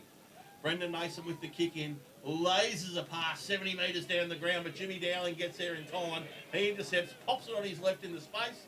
2 Yinnar players converge on it. One of them's Harry. He gets a little bit of a bump, but he holds onto the footy, goes backwards via the hands. No one able to take it cleanly. Maso goes to milk the high contact. Umpire Wrestler says, not on my watch. We'll toss this one in the air, 50 metres out directly in front. Any more updates from Glengarry, Paves? No, I'm just trying to... Got one then. Woodside is still up for a buy on that Solitary goal. He's got it just then. So Boolarra now relieved through the hands, but that'll only be temporary, I suspect, because Yinnar are dead set smelling blood in the water here, and they will not give them an inch. They will not give them an inch to Bagpies. They've been ruthless from about the 3-minute mark of the first quarter, and they're going to play this one right out to the final siren. Jones gets a tap down, but can't find a teammate. Cochrane goes back in. Strong second effort by him. Picked up there by... Who's that with the fancy hair? Is that Jolie Mason? No, it's not Jolie Mason because he didn't find the left foot. Woodside. That was Devonshire. Woodside, 3 goals up. Traralgon 72 more, coming back 59. So there's only 13 points in that game, 11 minutes into the last quarter. As Sheffers has a big flying shot on goal from 40 metres out. He's slung to the ground as he kicked it. And I'm going to suggest the umpire's paid a free kick down the field, and that'll be Shields who will be the beneficiary. And he'll go back and have a shot for the 16th goal for the Pies. And that he does. Shields, ambles in. See if he can kick another one for the day. Leans back, kicks it well. That's umpire does not move as the signal's all clear, and that's the 16th goal to Yinnar. On the Premier Rennie Property scoreboard, Yinnar 16-14, 110 lead. Boolarra 6-4-40, 70-point lead. Win the Boolarra, win the Yinnar. This is some sort of ruthless efficiency here from the Magpies, Paves. You'd love this. You're the kind of bloke who's pretty ruthless on the footy field. Not taking their foot off the throat and absolutely rubbing their opposition's noses into it. No point taking the foot off the throat. You want to press on the next week fully revved up and firing because they got Taylor next week. So Eade wins the tap down. Vandermeer unable to take it cleanly. Putting his head over the footy there was Dyke. Ball spills forward onto the half-forward flank for Yinnar. They go backwards via the hands to Johnson. Johnson's wrapped up in a tackle by Marriott. Ball goes forward. Big fist from Zoo. The big golden fist down there from Sam Mizzou has battled manfully all day, kicked a couple of Boolarra's goals, and he's gone back in defence when they've needed it. He's been fantastic for the Demons all day. He's been fantastic for the Demons all season. Ball heaved back into play, gets over the back of the ruck contest. No one able to take it. Jones on the second swing gets the ball up towards centre half back. Handball there from Williams finds Chapman. Chapman just chips it into the pocket. The big general barges out, says, get out of the way, boys. Free kick, is it? And he's taken a few of the boys out of the way, but wasn't able to take the footy. And Boolarra will take the free kick through Risley, and he goes short to Cochrane. So we're nearly ticking over the 20-minute mark here. Cochrane kicks the ball to a dangerous, dangerous spot, but Shears is able to butter up the handiwork, and he has a bounce through the middle of the ground, turns on the Jets, goes for the big punt. The big punt into space. 5-on-1. Good luck, Joel Mason. You've got 5 of them to beat on your own. The cavalry arrives, though, and they split the contest. Ball up just forward to centre for Boolarra. There was no purpose in that kick other than just to gain metres. He had no one in mind when he kicked that ball. So no ruckman able to get their hand on it. Cochrane bursts through. He throws a foot on the footy, punts it forward in the general direction of goals. It's out there in front of Hussey. He can't take it. Dyke picks it up for Yinnar and punts it out there into space. Mark taken over there on the far side of the ground by Dean Johnson. He chips down the line. Mark taken there by Yinnar. They're possessing the footy well here. So far side of the ground, holding onto the footy. That's probably Beau Hutton, the beautiful man himself with the lovely blonde locks. False start. Now he chips into space. Beautiful pass there. That'll be Ned Marsh on the left. He reels. Look at that for a pass to Boolarra in the middle. He goes backwards 35 metres on an angle. Doesn't hit Chapman. Big Kyle Hearn chases after him. Chapo says, don't worry about it, Kyle. I'm going to kick it down the line and we'll take the mark down there through Williams. He pops a handball over the top. Number 13 down there. Who we got there? Jackie Dean. He runs into the forward pocket with the footy. Big Zoo flies. Can't bring it to ground. Shields on the deck. Picks it up cleanly. Bursts through one. Gets around two. Snaps around the corner. Marked on the goal line. And relieved by Boolarra. So Boolarra relieved, and Devonshire takes the mark on the far side of the ground. So he chips the ball into space there, and mark taken, and a nice little neat mark it was by Daniel Wilson. Don't tell me the bad news, Paves. Tell the listeners. 5 goals up now, Woodside. We thought that might happen. Just too many injuries for Churchill, one would suggest, for them to be able to hang on all day. So Charlton marks in the middle of the ground, and he kicks the ball laterally. Mark taken on the wing out there by your mate Eddie's son Charlton. He ducks, dances and weaves and looks Kicks it for to the Shears. pocket. Shears takes on one, gets around Chapman. Chapman says, get on the ground, boy. That's not a bad one to give if you've got to give a tackle, because you stop the play and you're going to make him go back behind the mark. And Aidan Shears has worked his guts out in the last quarter and a half. Credit to him for busting in. Even though he's been played out of position a little bit and the ball wasn't delivered to him in the forward line, he's really cracked in, the young fella. But he's just about gas-soaked. He can't even be bothered picking the footy up at the minute.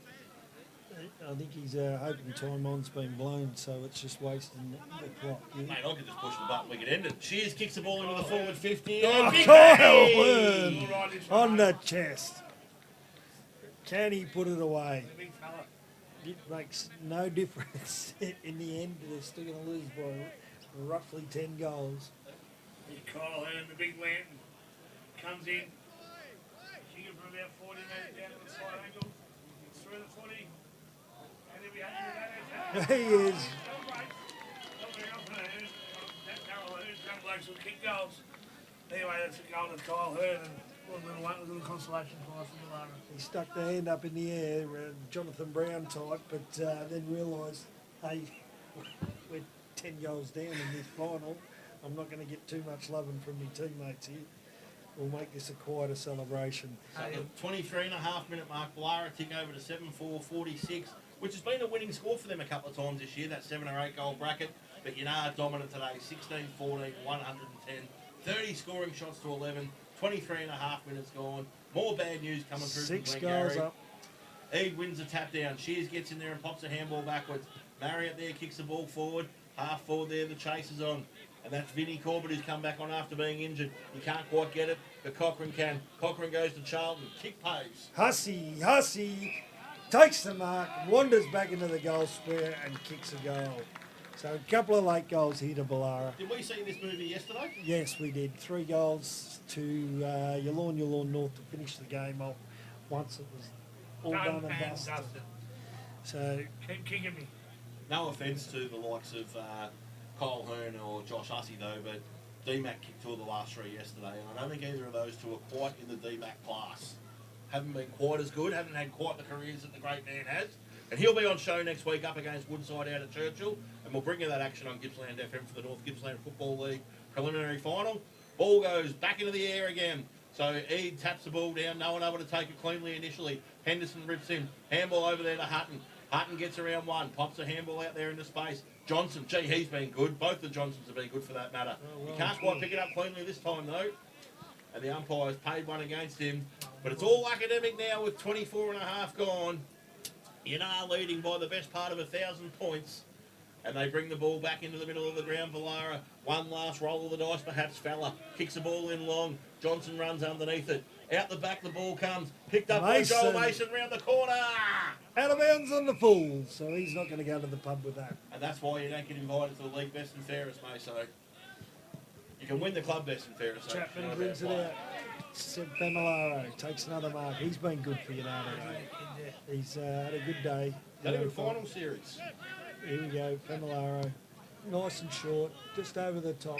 Looks for and finds Eade. Eade with the mark. They're in no rush now. Goes down the line.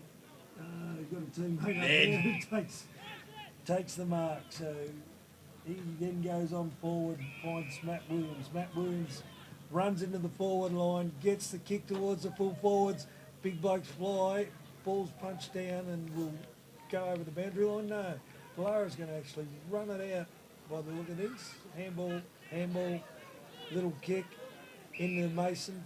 Mason now looking for and finding Shears, who's got himself up the ground for Boolarra. Gets the ball out wide and is that Cochran? No, Marriott goes out wide looking for and finding a teammate out there in Wilson. Wilson kicks the ball into that forward line. 7 goals now. Here we go, Hussey once again. Handball's over the top. Teammate in the goal square. Wanders in, and that is the 3rd goal to Boolarra. It's same thing we seen yesterday. Boolarra score another goal, and that was through not Wilson. That was Nicholas Miller there for Boolarra. Nice simple goal with the handball over the top into the goal square. Ball comes back into the middle of the ground, and on the Reading Property Sales scoreboard.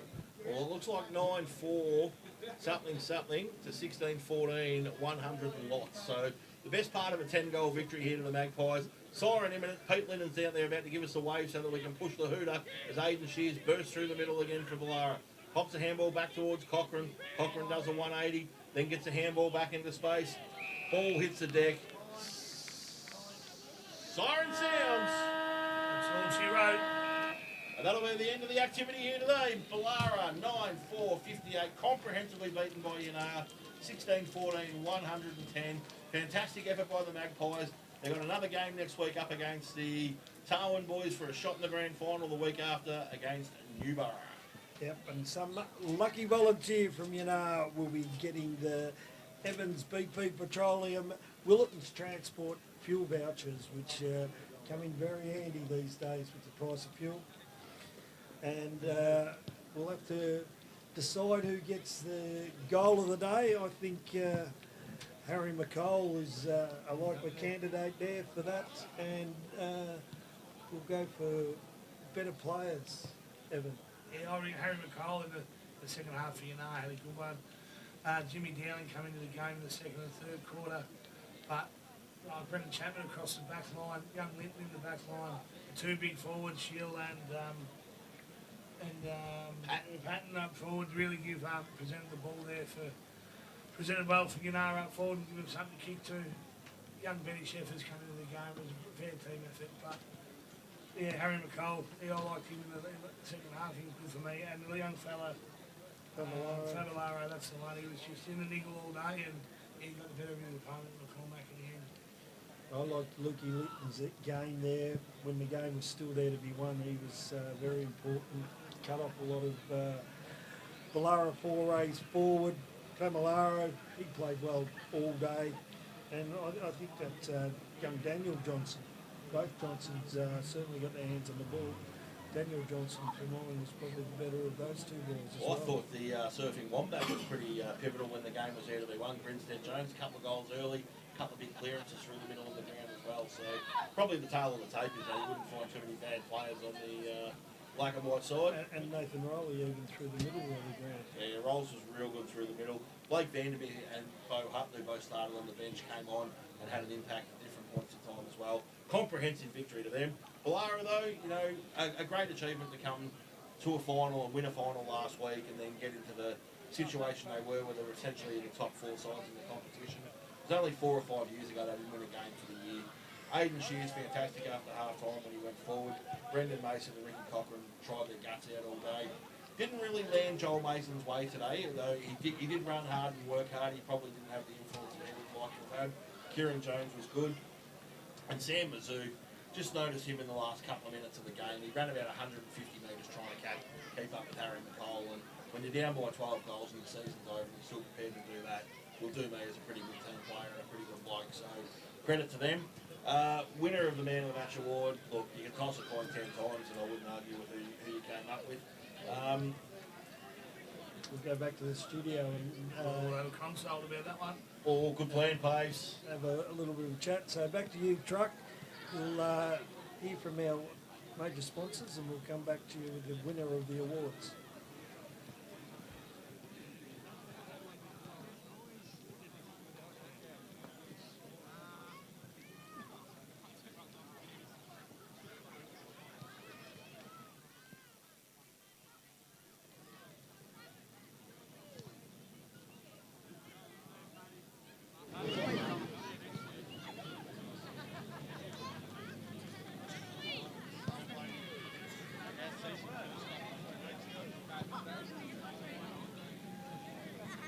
Never worked a day yet. He worked a day.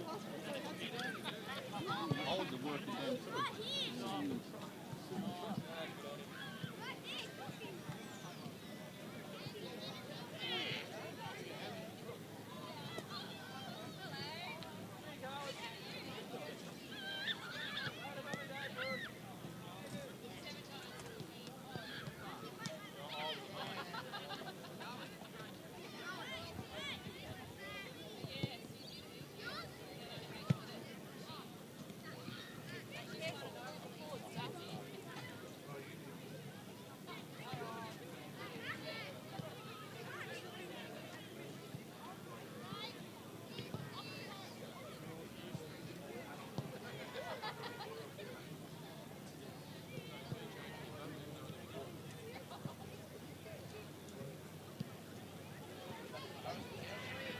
Where's your daughter from?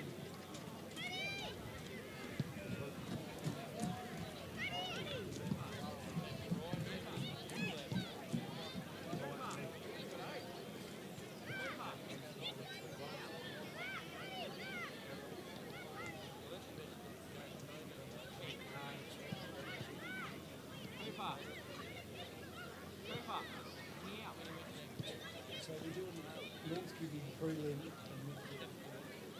camera's still on, Michael, until commentators come back. And welcome back to Newborough Reserve, where we're wrapping things up out here after a sensational Yinnar win. 16-14, 110, Boolarra 9-4, 58. Kicked the last 3 goals and put the wallpaper over a few pretty large cracks because they were comprehensively beaten today. We've passed the hat round, we've tossed the coin, we've drawn straws and we've come up with a couple of the better players for each side. But ultimately, boys, we've got 2 awards to give out.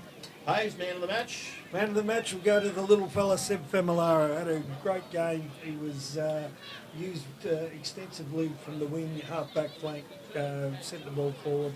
He had a solid game along with a lot of his teammates. So Seb Familara for ours will be going off to the Q-Bar, courtesy of Ronnie Property Sales and Q-Bar. And my favourite award, of course, courtesy of none other than Jack Oddie, the bloody beautiful man from Newborough North and Jim's Building Inspection. He'll come around your house anywhere in Gippsland or the Valley. He'll go all the way to Pakenham and have a look at your property for you and give you a comprehensive report. So we thank Jack and we thank, of course, Trev Hornibrook, the host from the Yinnar Hotel. The Goal of the Day award, my favourite award. Sheeks, who we come up with? It must be the weekend for the long hair and the headband, Scotty, because it scored the young Harry McCall. quick, perfect left foot snap, top end at Newborough, straight through the sticks while the game was in amongst it, where it was level pegging. So yeah, good on you, Harry, and have a feed on Trev and Brad Oddy out there at Yinnar Hotel. And the volunteer of the week, what will they be in for, Paves? They'll be in for a $50 fuel voucher, which at the moment is very necessary for everyone. So the volunteer, courtesy of Evans BP Petroleum and Willetton's Transport, will be relieved of $50 from their pockets. They won't be relieved of, they'll be relieved from paying $50 for their next fuel bill. And that'll get them about 9 litres in the current climate, I would imagine. But we do appreciate all of our sponsors, particularly those of our match day sponsors. Pete Rennie, not only does Pete put his hand in his pocket through sponsorship, he gives up the most valuable commodity of all, and that's his time, because he's often in the studio with the likes of Truck and Kenny Thompson and Alan and the rest of the crew. Mandy Harding's jumped in there at different stages this year to help us out. And then, of course, we've got the wonderful people out at the Yinnar Hotel and Jib's Building Inspection. And, of course, we thank the club's Colin Bird at Newborough for making us welcome today. And we've booted the timekeepers out so that we can have their spot and bring in the coverage. Next week's coverage... Lucky it wasn't Cole Scammell. Do you reckon he would have gone downstairs? He wouldn't have moved yesterday. I had a little sneaking suspicion Cole Scammell might get a little drive-by in this week's Express too. So maybe just cast your eye through the North Gippsland review of the weekend's activities, and I'm sure Cole will be listening in at home, just bubbling along nicely. Effervescent personality he showed us yesterday. Good to see him happy though after the Tyres boys won through to the grand final. And of course we'll find out who they'll play next week. Woodside versus Yallourn North. Probably a bit of a surprise. Most people wouldn't have expected Yallourn North through the prelim, and most people wouldn't have expected Woodside through the prelim. But here we are, out at Churchill next week, and we'll bring you all that coverage from 2 o'clock. Traralgon game all over, 84 to 66. So Traralgon will be going on to play Sale now. And Lee and Gatham won Paggy next week. So thank you for your time today, Paves. Thank you, Evan, for coming along this week, and we'll do it all again at 2 o'clock next Saturday afternoon. We'll have to see if the sponsor wants in next week. He doesn't mind calling a home game. Yeah. Trev, he'll call dibs on it. He'll say it's close to my pub. I'm coming in. Where is it being played? Churchill. God's own. Yeah, fair enough then. All right, so thanks for your time, thanks for your company today. We'll bring you some action from the North Gippsland Football League next week when we take on the Yallourn North versus Woodside game from Churchill. And then the week after, Paves, we might duck along and have a look at the Mid Gippsland Grand Final, but we'll cross that bridge when we come to it because there's still a bit of water to go under it yet. Yeah. Back to you in the studio, Truck. Thanks for your time today. All the best. Bye for now.